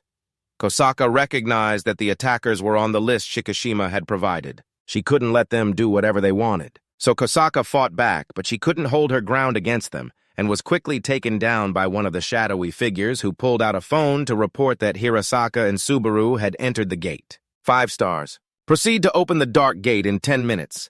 The recipient of the message is the one on the scooter. This time its appearance has reached a new height. The short hair has become long and flowing. Even the face looks handsome, more human than before. Inside the Thunderstorm Gate, the scenery is very picturesque and peaceful, with a palace, a lake, and greenery. If only they could come here for a vacation. Instead of sitting at home running deadlines with the boss breathing down their necks, it would be nice. Hirasaka raised his guard, smiling, and locked the door after the gate was secured. The process of breaking the gate began. Immediately, the wind picked up, dark clouds rolled in, and thunder crashed. The palace before them lit up. The speed of this gate's transformation was indeed faster than an ex-lover. The enemies would soon reveal themselves right after the gate was locked. Both could sense the presence of the boss on the mini-map, but what they felt was something beyond their expectations. They quickly realized that the 2 bosses they were about to face were definitely 5-star top-tier threats. They were Storm Delta at level 89 and Thunder Killam at level 93. The 2 bosses also sensed Subaru and Hirasaka's presence. They could feel the familiarity of one being the illustrious Golden Knight and the other, the stinky one they never wanted to meet. The hated zombie. Killam and Delta exchanged glances, chuckling together with malicious intent. This zombie was still very weak. They wondered how long it could hold out. After a moment, a group of knights appeared before Hirasaka and Subaru. Although they were just soldiers, each of them was stronger than the whale. With an average level of 60, Subaru shouted, ordering Zia not to hesitate to use his MP. He could handle it at all costs. He had to protect Sasaka's body. Zia began to use blood control, transforming into the form of Annihilation Force. Seeing the soldiers charging, Subaru immediately switched to serious mode. If he didn't go all out from the start, he wouldn't be able to win. Immediately, Subaru transformed his blood control into the form of indestructible blood armor. Hirasaka flicked 2 fingers and the giant sword pierced through the ranks of soldiers. However, more than half were still alive. Their agility was higher than he expected. One soldier attempted to attack Hirasaka, but Subaru blocked him, kicking the soldier's head. But this soldier was no pushover. He grabbed Subaru's leg, slamming him to the ground and throwing a punch that made Subaru cough up blood. Are you kidding me, just a soldier? He's already on par with Sushi and Karen. The attacking soldier was fiercer. Subaru tightened his abs, flexed his muscles, and raised his leg to kick it. He wasn't here to block Hirasaka, but to stand by his side. Subaru used blood manipulation to bind the soldier and then crushed it. The notification system announced the successful defeat of the Thunder Knight level 54. He had only taken down 1, and Subaru felt weak. He was panting heavily, unable to level up even a bit. On top of that, he had wasted too much energy just to defeat one of them while 4 others surrounded him. Subaru summoned the deity of destruction, unable to slash normally due to the high MP cost. He had no choice but to slash directly. The soldiers raised their hands to use the diamond sword technique. He couldn't believe these guys had become this strong. They could even use techniques with weapons at a 5-star level like that. Despite being exhausted, Subaru's gaze remained resolute. He exchanged glances with Hirasaka, reassuring him not to worry, as this was nothing compared to what he had thought about all night. No matter how much he admired Hirasaka, he realized he could never be like him. When Shikishima mentioned having Hirasaka train him, he wasn't talking about Hirasaka himself, but about the fighting style, not just leveling up, but always being ready for battle. The way to stay calm and the feeling that he would never lose. Subaru closed his eyes, wanting to become stronger regardless of how difficult or humiliating it might be. He had always been waiting for this battle. Subaru radiated an even more intense rainbow aura. He charged into the fray, participating in the fierce battle that would make him stronger, raising his deity of destruction to block a soldier's sword. Another took the opportunity to slash from behind him. Subaru gritted his teeth, enduring the pain, and continued to charge forward using blood manipulation to bind one soldier's arms. Then he sliced it into pieces. Subaru leveled up from 31 to 32 his health and MP restored, and he charged back into battle using the deity of destruction to slash downwards. He took down 2 more soldiers at once, successfully leveling up to 33. Subaru was filled with fighting spirit, continuing the battle while Hirasaka stood by, not intervening, recalling Shikishima's words before entering the gate. 5 stars until the very last moment. Do not help Subaru and do not try to teach him anything so he can struggle on his own. In the near future, Subaru would stand alongside them. All he needed was experience so a fierce battle could push him to his limits. Shikishima also realized that he couldn't teach someone like Hirasaka. He couldn't teach anyone anything. He just told Hirasaka to show off his coolness to the younger ones. Hirasaka smirked, swinging his sword effortlessly to cut down 2 soldiers rushing at him, wondering if Subaru could become the ray of hope to illuminate the future. Or would he remain in despair and darkness for them? 8 years have passed since the first gate appeared, and the despair began to stir within the hearts of the strongest deities. The strongest gate at that time was a 3-star gate. But 3 years later, a 4-star gate appeared, and 3 years after that, a 5-star gate emerged. Each time, with the addition of another star, the difficulty increased tenfold. Hirasaka had once discussed this issue with Shikishima. If the difficulty updates every 3 years, it means that a 6-star gate will appear next year. And 4 years after that, a 7-star gate will show up. Looking back 2 years ago, the golden deities couldn't strengthen themselves tenfold. When the 6-star gate appears, all the golden deities will only have the option to work together to destroy it. If this continues, surely the deities will be overwhelmed and unable to keep up with the number and difficulty of the gates, which will also increase. This is a truly difficult problem. Who can handle the gates? Surely the gods are at their wits' end and can't keep up with the increasing number and difficulty of the gates. This is truly a tough problem. Who can handle the gates? It's 10 times stronger than a 5-star gate. Seriously. If the 6-star gate is 10 times stronger than the 5-star gate, it means that if they fail to break through the gate, the clock will shatter immediately and they won't be able to bypass the lower-level gate, but the number of deities is always lacking. Is it true that humanity can only accept defeat? No matter how hard Hirasaka tries to find a way, one problem after another keeps arising, and he fears the day he loses everything. The true friends he finally meets will come in moments of despair, suddenly receiving a call from Kinokawa while she is with UDU. Interrogating the suspects in the murder of the deity, she received news that the Rainbow Gate had appeared. Hirasaka silently watched Subaru seriously fighting against the soldiers. He realized he could only use sword techniques directly to fight the enemy on the other side. Subaru gradually took down the soldiers, slowly realizing he just needed to focus on the tip of his sword. As soon as the thief's strike hit the enemy this way, he could defeat the enemy with high defense, while reducing the amount of MP needed. Hirasaka was pleased, praising Subaru for not learning from what was taught but from his own experiences in battle after taking down all the soldiers around him. Subaru turned to check on the situation of the vehicle. She was using the Annihilation Force skill to attack the soldiers. This was a form of ultimate technique, setting a simple command for the blood cells from a large mass of blood. The command she set was touch to explode, however, with her current level. No matter what she did, the attack would have no effect, but that was still more than enough. Even just a little, it would reduce the number of enemies around Subaru and Hirasaka, prioritizing the protection of Sasaka as she flew around trying to dodge. But she encountered another soldier who raised his sword to strike, and Subaru arrived just in time. He used the thief's technique to slash the soldier, ending his life. Subaru was moved and wanted to cry. He thanked the vehicle for still being safe. The vehicle blushed, feeling her heart pounding. The two of them split up to take down the remaining soldiers. Subaru ran towards Hirasaka to report that he felt it was quite difficult to level up here. Hirasaka then noticed. He thought it was because his current level was too high, but if Subaru felt the same way, it meant this was a special stage. These soldiers were no different from puppets, created from the ultimate technique of the boss. That must be why they receive so little experience points. This means that from the very beginning of this stage, there are only 2 bosses sitting on those thrones. Subaru was stunned, unable to comprehend. He could still level up, so he was fine, but Hirasaka would grow weaker the more he fought. Hirasaka raised his sword to slash another soldier, saying it wasn't entirely meaningless. Eliminating these soldiers would reduce the boss's MP, but surely the enemy wouldn't let it go like that. What they wanted to do was still a mystery. Killam and Delta had also noticed Hirasaka and Subaru. They had figured out their trick. They laughed with delight, finally getting up to battle as soon as they saw the enemy. In a moment of hesitation, Hirasaka wondered if he should bend the path of his sword. Not right now. Bending the path of the sword costs 80% of the user's maximum MP, allowing him to reach the enemy immediately and strike them down, but would it be enough to slash the 2 in front of him? Hirasaka made up his mind whether he succeeded or not. This was his only chance to use it. He decided to use the 6th ultimate technique, but just as he was about to unleash it, the rain suddenly stopped and the sky cleared. The 2 bosses stood behind Hirasaka. Since when did they remind him not to try to play tricks? They were just looking to fight.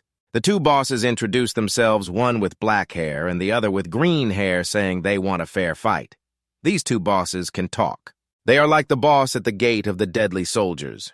Subaru has passed through most bosses who are mindless, like wild animals killing all intruders in their territory. But clearly these 2 bosses can control the weather and can act as soon as a strategy arises. Hirasaka tries to talk to the 2 bosses. They politely take some time to listen. Hirasaka clenches his fists. He has billions of questions for them about what those gates and doors are. Why did these monsters come to this world? Denta and Killam ask Hirasaka if he hasn't told him about Lewis. Hirasaka is startled. Lewis is the master of the Golden Gate, and these 2 bosses know about Louis. Don't tell me they are the closest entities to the central manifestation. These 2 bosses are easier to talk to than expected. After all, they have been trapped here for too long. They will tell everything they know. Subaru is astonished. Revealing worldly secrets is that easy. Hirasaka quickly pulls out his phone, asking for permission to record. He isn't very confident in his memory. Killam cheerfully responds, clears his throat, and says that basically the gate is... Just when it gets to the important part, the sound cuts out. This is a security issue. Can't reveal it. Hirasaka doesn't give up. He pulls out paper and a pen, urging the 2 bosses to write it down. If he goes back empty-handed, Shikishima will tear him apart. If he loses this time, Killam refuses. He has waited long enough. He tells the 2 that if they defeat them, they will get closer to the answers they seek. Killam and Delta take a fighting stance. They are itching to fight. Everyone thought the 2 bosses would use some epic move, but instead they played rock, paper, scissors, and after a few rounds, Delta emerged victorious. He gets to choose his opponent and without hesitation picks Hirasaka. As soon as he finishes speaking, Delta rushes to attack Hirasaka and both sides exchange blows, boom boom, continuously. Delta is overjoyed. He has found a sweet target. Hirasaka also switches to serious mode. This Delta is stronger than any opponent he has ever faced. Subaru is still standing unsteadily from the pressure created by Delta and Hirasaka's attacks, when suddenly Killam, looking gloomy, appears next to him out of nowhere. Subaru jumps back in surprise. Killam is sad, but he doesn't say why he has to fight with the host of this pathetic zombie. Subaru politely apologizes, and Killam chuckles, saying it's not his fault. He doesn't understand why Subaru is so comfortable talking to Killam normally. There's no hint of discomfort, making him feel no pressure from it at all, even though they are enemies. Killam says he will try to have some fun with him to see how many times he has to smash Subaru before he goes down. Killam kicks Subaru, sending him flying from the top of the palace to the gate. Subaru thinks that when someone steps on a bug on the road, they don't even need to use force because they are too weak. Killam is bored. He only kicked once and Subaru couldn't avoid it. He doesn't know exactly who Subaru is the host of, but he's too weak. Subaru has been burned to a crisp, lying in a blackened heap on the ground. Hirasaka is panicking, worried for Subaru. He loses focus for a moment and gets hit by Delta, losing an eye. On the other side, Killam picks up Subaru's sword, examining it. This sword is not scratched at all from his lightning strike. This must be why he senses the imbalance from Subaru's strength in the first half of the battle. Killam feels the weight of this sword. Doubts arise in his heart. Could Subaru be the host of the immortal god Vanquis? C, with tears in her eyes, stands behind Killam. Killam waves his hand kindly, advising CA not to do anything foolish by interfering in his one-on-one match. It would be a disaster. C grits her teeth, continuously calling out Subaru's name, pleading for him to wake up quickly. Killam stood with his arms crossed, feeling quite regretful, but with his legs blown apart, could he really stand up again with faith and hope? Indeed, the pile of black coal Subaru gradually stood up behind him. You used blood control to restore your body. Subaru warned the car to quickly avoid interfering. Earlier, Subaru had used a defensive move to dodge. The black smoke from the throttle created a large amount of semi-solid blood enveloping his body. Even though he lost both arms and legs, somehow he managed to escape death with just a bit of blood and MP left. Killam was undoubtedly the strongest opponent he had ever faced. He couldn't even guess the extent of Killam's physical abilities or how far apart they were, but if he survived this, he would definitely be able to grow stronger quickly. Killam clicked his tongue, realizing that Subaru had used blood to wrap his limbs, but he didn't like that. It's so disgusting, the cockroach just wouldn't die over there. Delta was throwing a flurry of punches, laughing maniacally. He truly felt exhilarated, even though Hirasaka had lost an eye. But his right eye still kept up with the fight. In fact, the remaining eye shone even brighter than before. Hirasaka swung his sword, slicing off one of Delta's arms, but Delta didn't let it go. He gleefully kicked Hirasaka back. Hirasaka gripped his sword tightly.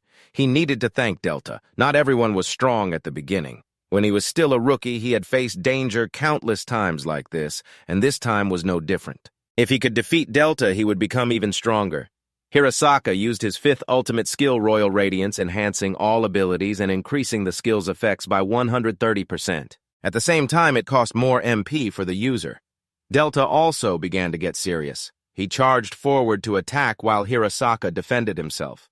Meanwhile, Subaru was being chased by Killam, his pants nearly falling down. Killam relentlessly used his speed to chase him, moving at 100 kilometers per second, which is 1/3 the speed of light. Dodging him wasn't an easy task. Subaru needed to predict the lightning's movements while continuously moving without stopping, because if he got hit, he would turn to dust. Killam stood calmly with his arms crossed, controlling the lightning to chase Subaru.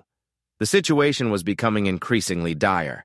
If it continued like this, the soldiers would all be wiped out with Subaru's current HP and MP. One hit from the lightning would mean instant death. Although it seemed nearly impossible, Subaru still had to try to defeat the soldiers to level up. He soared past a soldier, slicing off his head. He succeeded. He leveled up to 34, his stats increased, and his lost HP and MP were restored along with the parts of his body he had lost. Killam noticed this, but didn't care at all. Killam only needed to lift his hand slightly to block Subaru's attack. Instead, he counterattacked, and Subaru once again joined the ranks of the disabled. Killam, feeling bored, scratched his ear, knowing it was futile, yet still stubbornly continued to fight. Subaru once again used blood control shooting spikes toward Killam. But Killam didn't even bother dodging. He kicked the spikes away now, understanding why. Subaru was chosen as the host for the detestable immortal, and he despised life. He desperately clung to existence in vain, and for that reason, Subaru always did meaningless things. Killam lightly kicked the incoming spikes, shattering them. Subaru braced himself against the pressure from Killam's kick. If this momentum continued, he would be crushed by Killam's strength before he could even aim for that. Killam kindly advised him that Subaru's tricks were nothing against his overwhelming power, and if he intended to fight them, with his current strength, he wouldn't stand a chance. Just as Killam wasn't paying attention, Subaru's cat, Sushi, had stolen the divine bomb at some point. Killam used a set attack to kill Sushi. Subaru intended to rush in to save it, but suddenly a system notification appeared. Sushi was using MP to resurrect. Subaru suddenly remembered that Sushi had the ability to regenerate. Sushi understood his strategy and was trying to help him. Sushi threw the divine bomb towards Subaru, and he caught it successfully. Just as he was about to celebrate, Killam was already closing in, but this time Subaru was no longer passive like before. Behind him, Sushi transformed into a giant, swinging its claws at Killam. Killam turned around and kicked Sushi, shattering it into pieces. While Killam was distracted attacking Sushi, Subaru had prepared himself. He dove down to the ground, swinging the divine bomb to kill the soldiers. He would bet all his MP right now. The soldiers were all wiped out, and Subaru successfully leveled up to 35. His legs regrew. Killam charged down to attack from behind. He pierced his hand through Subaru's chest jokingly. Killam was extremely furious at Subaru's actions. He discarded the opportunity, sacrificing Sushi to escape and recover. Why cling to life like this? Wasn't he here to defeat Killam? Why cling to life like this? Didn't you come here to defeat it? If you're that cowardly, then good luck in your next life. You won't even be able to fight back. Subaru's vision started to fade. He felt too weak to resist. Memories flooded back of all the times people had humiliated him, calling him a bug, a useless loser. But there were also people like Sasaka Kinokawa who wanted to be strong with him, who wanted to know what he truly wished for. Subaru really wanted to see Sasaka again, even if just for a short time. The time they spent adventuring together was so joyful that Subaru couldn't help but shed tears. Even if it was the last time, it was enough. Even if Sasaka didn't want to forgive him, that was okay. He just wanted to see her again, to say thank you and apologize for dragging her into this. If she was willing to forgive him, he wanted them to grow stronger together once more. Subaru was feeling down, not understanding what Killam was rambling about. He had leveled up to 35 and had just defeated the third gate, which severed Killam's hand. From the gate, a handsome and cool version of Vanquish stepped out, speaking in a tone that was quite annoying. "Hello there, buddy. I've been watching you from the other side. Injuring my host is a serious offense." Subaru fell to the ground, eyes half closed, watching Vanquish appear. Vanquish used his blood control skill to lift a blood beam, hoisting Subaru onto his shoulder and stepping through the gate. Before leaving, he didn't forget to say a friendly goodbye, promising to meet Killam again. Subaru would return stronger than ever. How could Killam just let this go? He would never forget the day Vanquish killed him, and now the enemy he couldn't stand was right in front of him. How could he just stand there with his arms crossed? Killam, furious, charged into the gate after Vanquish and Subaru, where a sea of dust and smoke awaited them. Vanquish was healing Subaru's battered body. Every time this kid appeared before him, he was on the verge of death. Subaru's consciousness was still hazy. It was hard to believe Vanquish was right in front of him. After a while, the healing was complete, but Killam was still zapping around extremely furious, and Vanquish was shooing him away. "Don't interfere in other people's business, just go home already." Killam, frustrated, shouted that Vanquish was the one meddling in his one-on-one fight with Subaru. After he dealt with Subaru, he promised to take Vanquish down next. Vanquish sighed, lamenting, "Don't impose warrior rules on a king." Breaking into the human world and forcing him to fight one-on-one, do you even know what shame is? Vanquish pondered if Killam wanted to defeat both him and Subaru. Suddenly, he had a brilliant idea.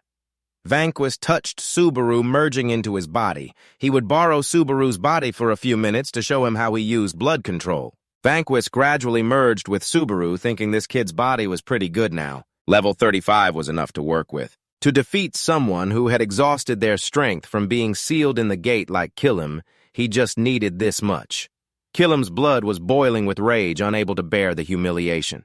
If only he could return to the underworld, he wouldn't be in such a mess now. Before he could finish his thought, Vanquish in Subaru's body slapped him so hard his head spun. There was no one ugly, only those who didn't know how to use their looks. Indeed, Vanquish in Subaru's body had elevated his appearance to a new level, making all the girls swoon. Killam reattached his head, and Vanquish gathered energy in his hand, shooting it into Killam's chest, sending him flying 8 meters away. Killam gritted his teeth in pain as Vanquish locked his gaze on him using the skill Blood Fusion. Killam's body twisted and contorted, being crushed into a ball. He still struggled trying to kick at Vanquish, who tilted his head to dodge as Killam escaped from the round mass. Vanquish clapped his thighs, praising him, and they exchanged moves. Every attack Killam launched, Vanquish countered effortlessly, even creating a hole in Killam's body. Subaru watched the entire battle from within, unable to believe how strong Vanquish was.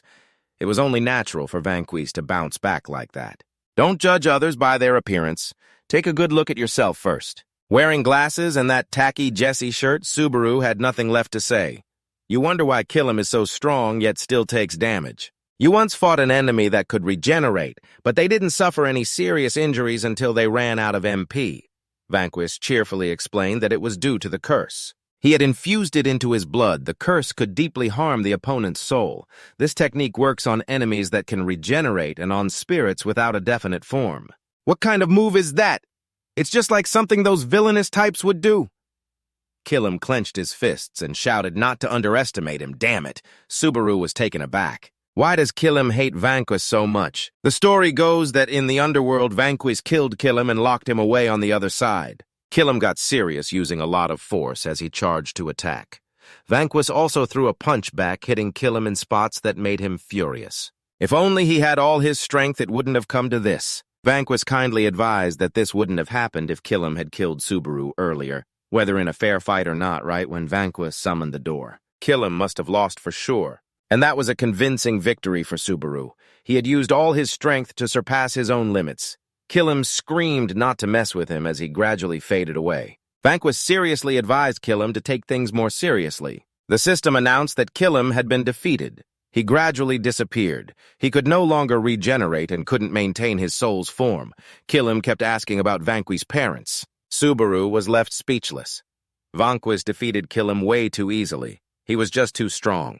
Subaru had never paid attention to creatures from the underworld, but what kind of being was Vanquish? Just as the system announced the defeat of the boss, another notification appeared the boss had resurrected. Subaru panicked and turned to Vanquish, who remained calm. It's nothing. It's just a remnant. Killam was resurrected by the Storm Purusha technique, which could revive the user with 5% of their maximum health before dying. It could only be used once every 240 seconds. Killam intended to charge in for another fight. But Vanquish pointed at him, binding him down. He struggled to break free, but couldn't. Killam's soul was of high rank, so he could activate the resurrection technique, but the side effect was that he couldn't retain his consciousness. Subaru worried that if it were Vanquish, he could easily defeat Killam. But if it were him, he would have to risk everything to defeat that 5%. Suddenly, Subaru remembered if Killam had this resurrection technique, could Hirasaka's opponent have it too? Vanquish suddenly recalled pulling out of Subaru's body. He was still struggling to figure out what to do for this challenge. Luckily, something fell from the sky. He pointed at Killam's 5% and told Subaru to defeat it. Subaru was about to resist when Vanquish seriously lectured him. If you can't defeat Killam, I won't need you anymore. And if anything happens to you, I won't care. Vanquish told him he needed to ignite the fire within. Angered, but Subaru had no reason to hate Killam. But that wasn't what Vanquish meant. What he meant was that anyone with a goal always ends up hating themselves for being weak. Perhaps that's why Subaru was always treated like a pest by those around him deep down. Subaru always accepted that he was too useless. And that's also why he didn't hesitate to risk his life for others. He constantly blamed himself for being too weak and pathetic. Because he couldn't protect them, but Subaru was wrong. He shouldn't blame himself for being weak. Instead, he should hate his own weakness. That hatred shouldn't trap him in the past. It would emerge. To break free from your past and allow yourself to move on is the true strength that will help Subaru advance. After listening to Vanquish, Subaru's eyes brimmed with tears as he firmly gripped his sword and stepped forward. Vanquish watched him like a father watching his son, encouraging him to be strong, believing that one day he would love himself and truly be happy. Subaru and Killam were locked in a tense battle, both sides equally matched, while Hirasaka was equally strained. Delta couldn't believe that Hirasaka could muster enough strength to overpower him. Hirasaka unleashed his second technique, binding Delta's arm and pulling him closer sword in hand. He calculated silently that the royal aura consumed a lot of MP. He had about 48 seconds left before his MP ran out, and the enemy's HP was estimated to be around 300 to 400,000. Hirasaka decided to use his seventh technique, Ito Copy, the Demon Slayer's Dragon Slash. Delta was sliced into pieces, unable to believe what had just happened. The effect of that slash suddenly pierced through his body. Delta fell to the ground, gasping for breath, realizing that Hirasaka's attack accuracy was increasing rapidly. So it wasn't a technique of sheer power, but rather a technique of skill.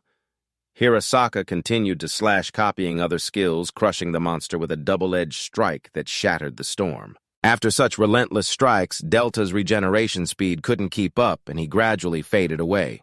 Hirasaka's seventh technique, Ito, allowed the user to utilize techniques from famous warriors, learning from the legendary knight Golden Louis. The higher the technique level, the more skills of renowned warriors would be unlocked. A notification appeared announcing the defeat of the boss. Hirasaka collapsed to the ground, his HP and MP nearly depleted, his eyes aching, unsure if leveling up would restore him. He looked toward the rainbow door, wondering about Subaru and the others. Suddenly, the rainbow door shattered and a notification appeared the boss had respawned. Delta at 5% stood towering over him, charging at Hirasaka, who struggled to get back up. Suddenly, a crack in the rainbow appeared and Subaru burst through using a powerful punch to obliterate Delta at 5%. This time, the boss was completely defeated. Subaru successfully leveled up to 45 and the two completed the storm gate. Hirasaka leveled up to 85 and his eyes were restored. He thanked Subaru for saving his life. Hirasaka felt strange. Why hadn't Subaru leveled up?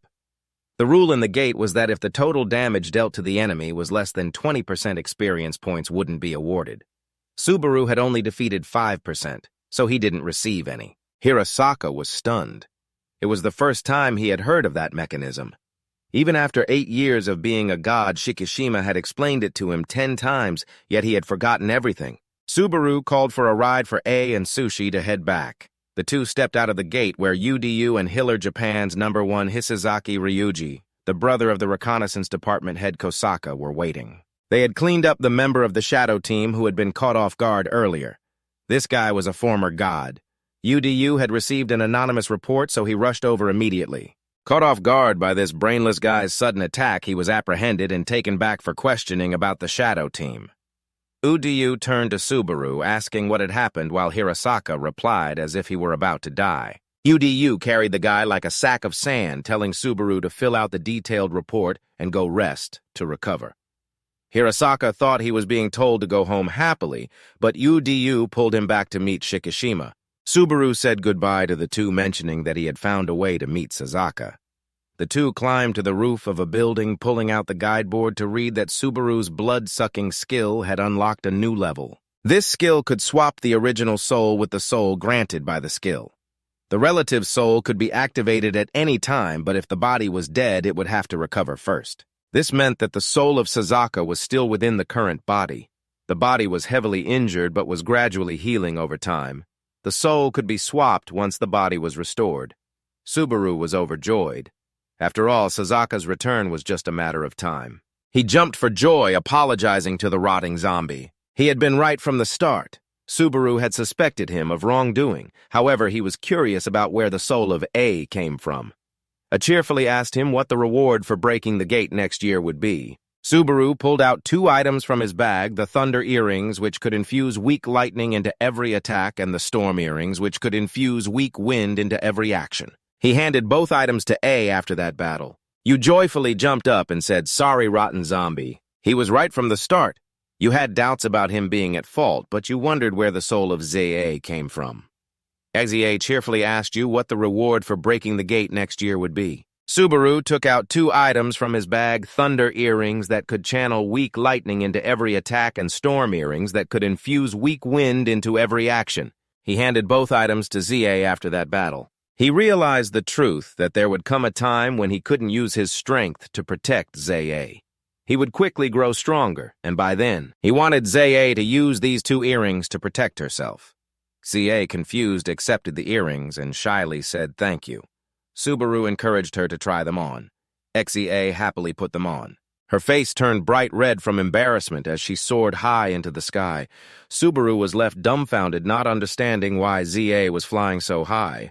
Susie sighed in exasperation, slapped Subaru on the face, and then jumped down. At Subaru's house, Teiga, Subaru's biological father, and Tiga's stepfather leisurely sipped from a wine glass. He wondered where his foolish son Subaru had wandered off to. His wife, Ariel Keiko, the biological mother of Tiga, told him not to stand by the window like that. The neighbors could see him now. She was intently looking at her iPad screen, ordering 2 necklaces, number 4 and number 51. Subaru's father intended to pour more wine, not expecting that Subaru had become a deity. And a savior, too. He narcissistically thought that his bloodline was truly exceptional. If it continued like this, his life would be smoother than ever. He would have to invest more money into this house. Before he could finish his sentence, the front door burst open, and Tiga, the handsome version, walked in. With this appearance, his father barely recognized him and asked who he was and how he had a key. Tiga didn't even glance at him. He reached out and killed his father instantly. Inside the house, Tiga's mother screamed for her husband to bring her more champagne because the butler had returned today. As soon as she finished speaking, she saw Tiga placing a glass of wine on the table.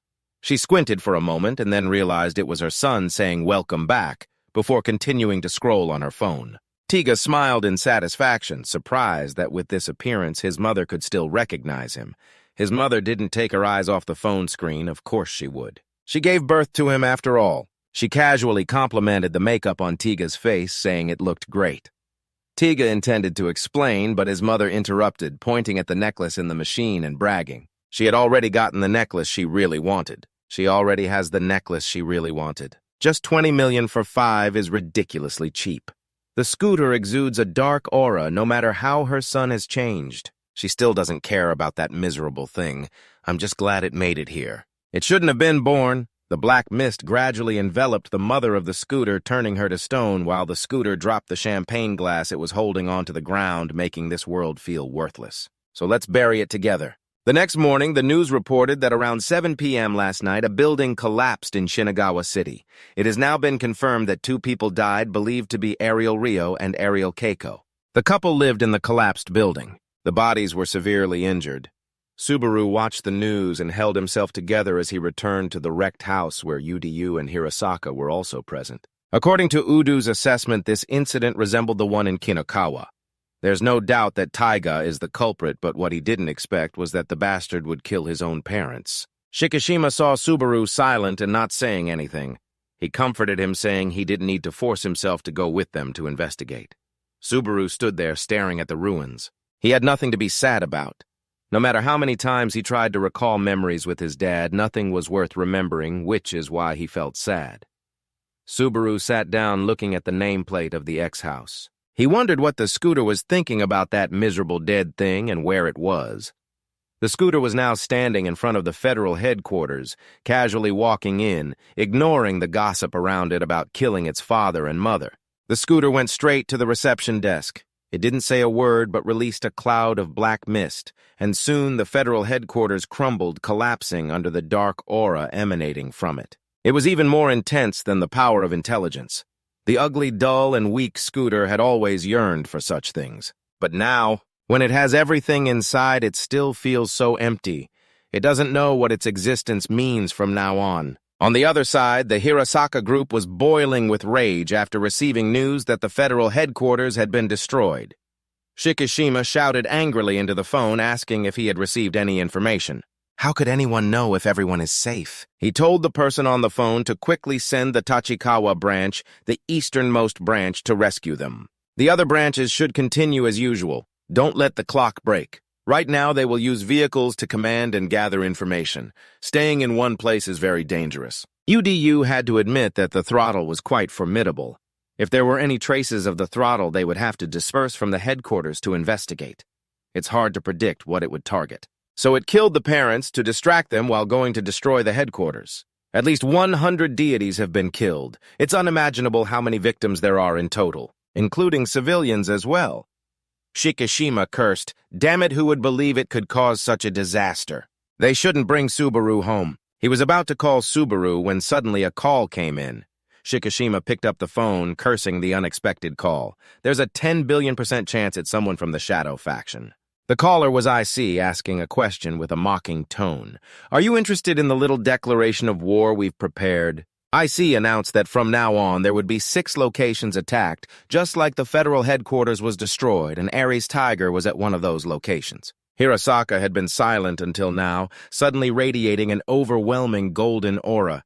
He said nothing, grabbed his sword, and flew off the roof of the car. Udu called out but couldn't hear anything. Shikishima said it was better not to stop him to avoid more deaths.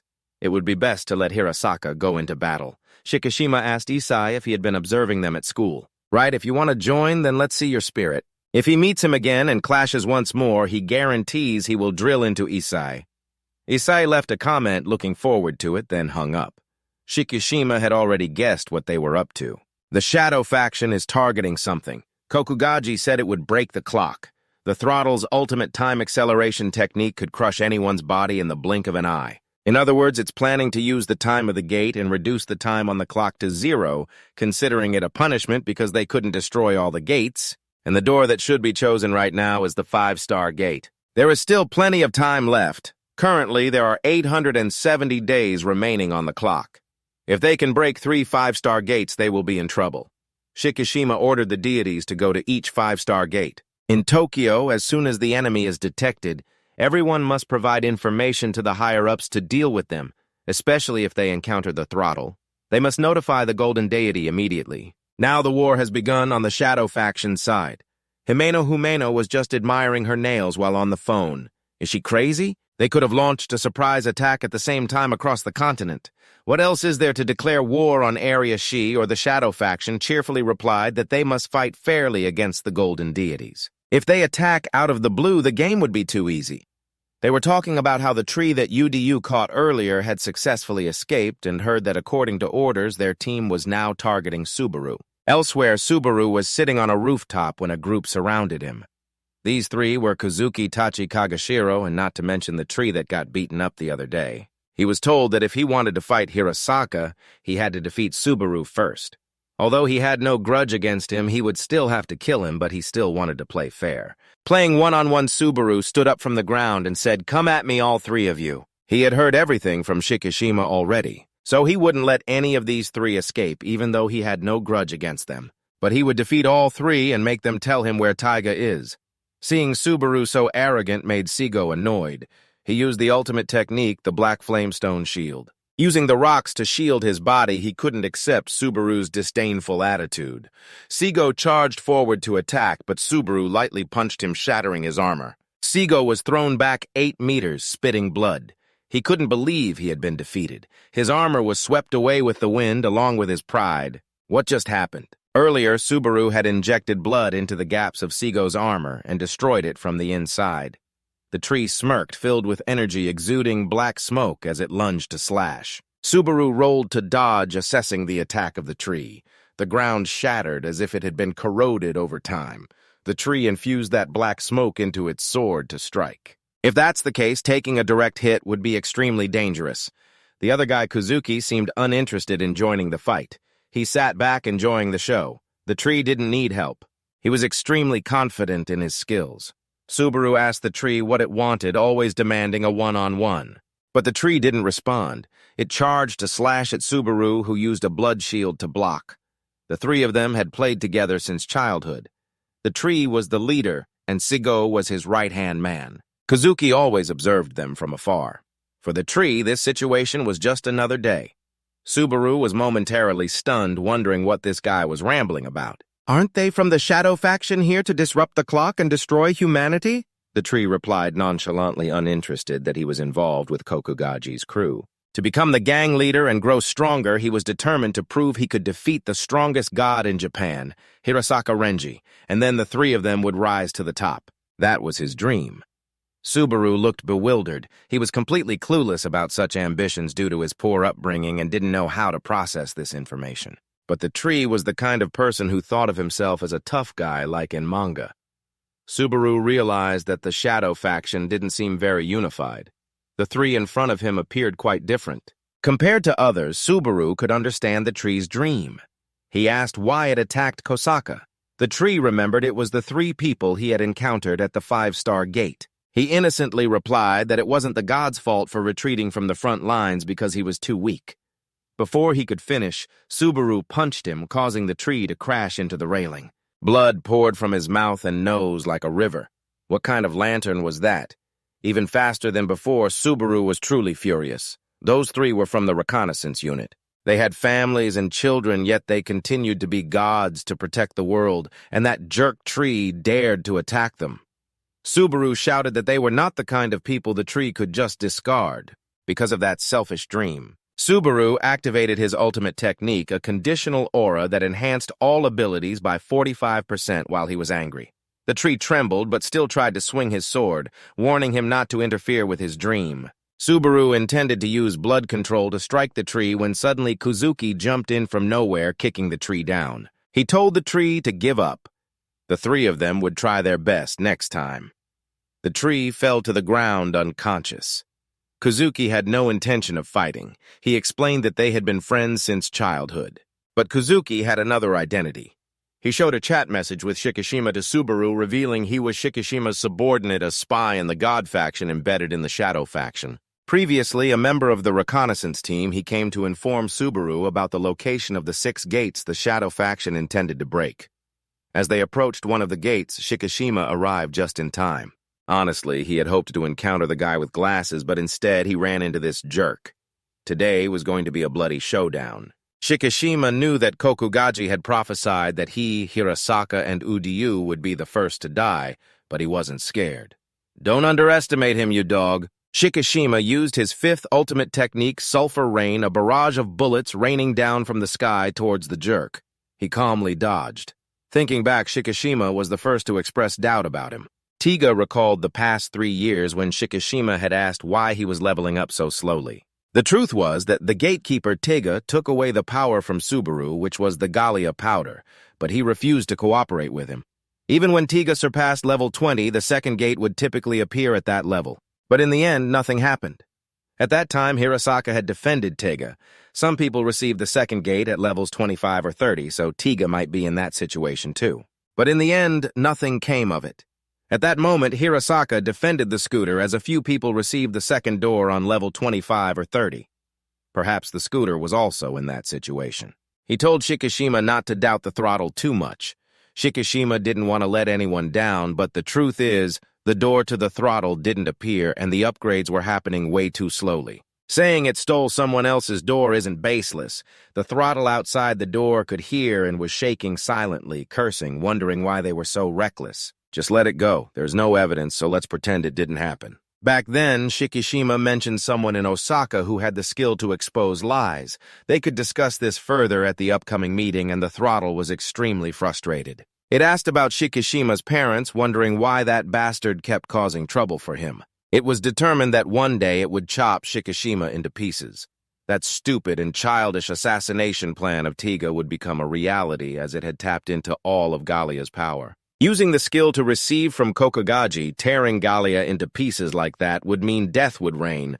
The throttle emitted black smoke as it sneaked up behind Shikishima. Shikishima held him for a moment. He used his ultimate clairvoyance to see the throttle's position, so there was no way he could lose it. All he could say was that the damn throttle had used an ultimate technique. Somehow it allowed him to teleport. Shikishima didn't even budge an inch. He told the throttle not to underestimate him and used his 3rd ultimate technique. The ephemeral flame of the throttle's fist was about to touch him but was burned away by the fire. In an instant, Shikishima realized the throttle could only teleport within the smoke. It could still escape quite well. He estimated the throttle's power was probably on par with a level 50 Golden Lord, but unfortunately the throttle was not on his level. Now he was at level 82. That bastard was no match for him. Blood was gushing out, and just as Shikishima was ready to continue fighting, a huge explosion erupted. Tiga knew the lords would send their strongest lords to the gate. 5 stars, that's why it extended the time of the 4-star gate, and pushed it down to the last moment. Right now, about 200 monsters had been released, and the lords couldn't anticipate the attack moves of Tega's team, so they lost a large number of lords. Shikishima looked at the fierce flames over there. He wondered if this guy was still the throttle. How could he be so clever? The throttle looked at its newly grown arm. Although the soul and consciousness existed simultaneously, the previous aerial throttle was gone. Everything it once desired was now completely worthless. Only the small wish of the old throttle remained in its mind, which was to take revenge on the world that didn't love it. So now the one holding this throttle's body would fulfill this wish for him. Shikishima was silent. He had always sensed the reckless fear and jealousy from the throttle, pride and desire to be recognized, but now he no longer felt this from the current throttle. In other words, perhaps the throttle was hiding a trump card that could destroy the Golden Lords. Shikishima felt a deep hatred from this throttle wanting to become someone else. He truly appreciated the feelings of the current throttle, but he wouldn't let it do anything more. Shikishima used his 6th ultimate technique, the fire transformation, and he would definitely kill the throttle and protect this city. The throttle also switched to serious mode. Both rushed in to fight thud thud. Ik from the dark side observed from afar. He saw that Shikishima had reached the throttle, but there was no time to worry about that. Now his opponent was Hirasaka. Hirasaka, the bloodthirsty New Year, kindly told IC to drop his weapon and surrender before he lost his temper, but IC stubbornly refused. He had his own circumstances. An hour earlier, Issei said goodbye to his wife and children, promising to return before dinner, then stepped through the dark side gate. Issei's wife and children said goodbye. They were just two walking corpses controlled by Gokugagi. IC faced Hirasaka, and now only 3 Golden Lords were active, including Hirasaka, while the others couldn't participate for various reasons. He thought this would be a good opportunity to challenge Hirasaka. Hirasaka didn't wait for him to talk nonsense. He charged in and swung his sword to attack Issei without a hint of fear. Today, his luck was good. Issei swung his weapon, slashing Hirasaka away. For him, Hirasaka was the easiest prey to deal with. IC's weapon was the boundary-breaking one. It can strike any space. It works within a range of 150 meters, but physical counterattacks don't affect the strike from Hirasaka, who realizes that the person in front of him is very strong. He doesn't quite understand what IC's ultimate technique is. It's too complicated, but in short, it's about bending the attack similar to his technique of bending sword strikes, which means he just needs to swing faster than IC's hammer. Hirasaka continues to charge forward, but halfway there, he suddenly feels his body unable to move, struck by someone's hammer, and he falls to the ground. Hirasaka gets back up. What kind of lantern is that? A signal that halts movement upon contact with the hammer. The issue is he only sees it upon impact.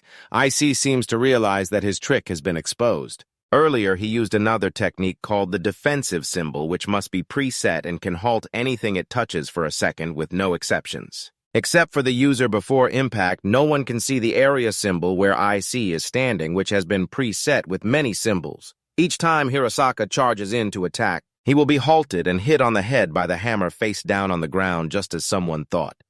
Hirasaka is extremely confident in his abilities, so he chooses to attack head-on. Indeed, the HP reduction with each hit is very small, but that's okay as long as he can hold Hirasaka in place until the other gates are broken. That's more than enough. If lucky, he might touch down and kill Hirasaka, which would be great. Hirasaka switches to long-range attacks, throwing his sword at IC, but it still doesn't do much. Those symbols can block techniques and bounce them back. Hirasaka is even angrier. He questions why all those with such immense power don't use it to protect the world. IC doesn't understand this question. It should be Hirasaka asking back, really. Why are you protecting this world? Why is Hirasaka so angry? Is it because so many people have died, or is it just his job? Is Hirasaka's anger directed at the dark side?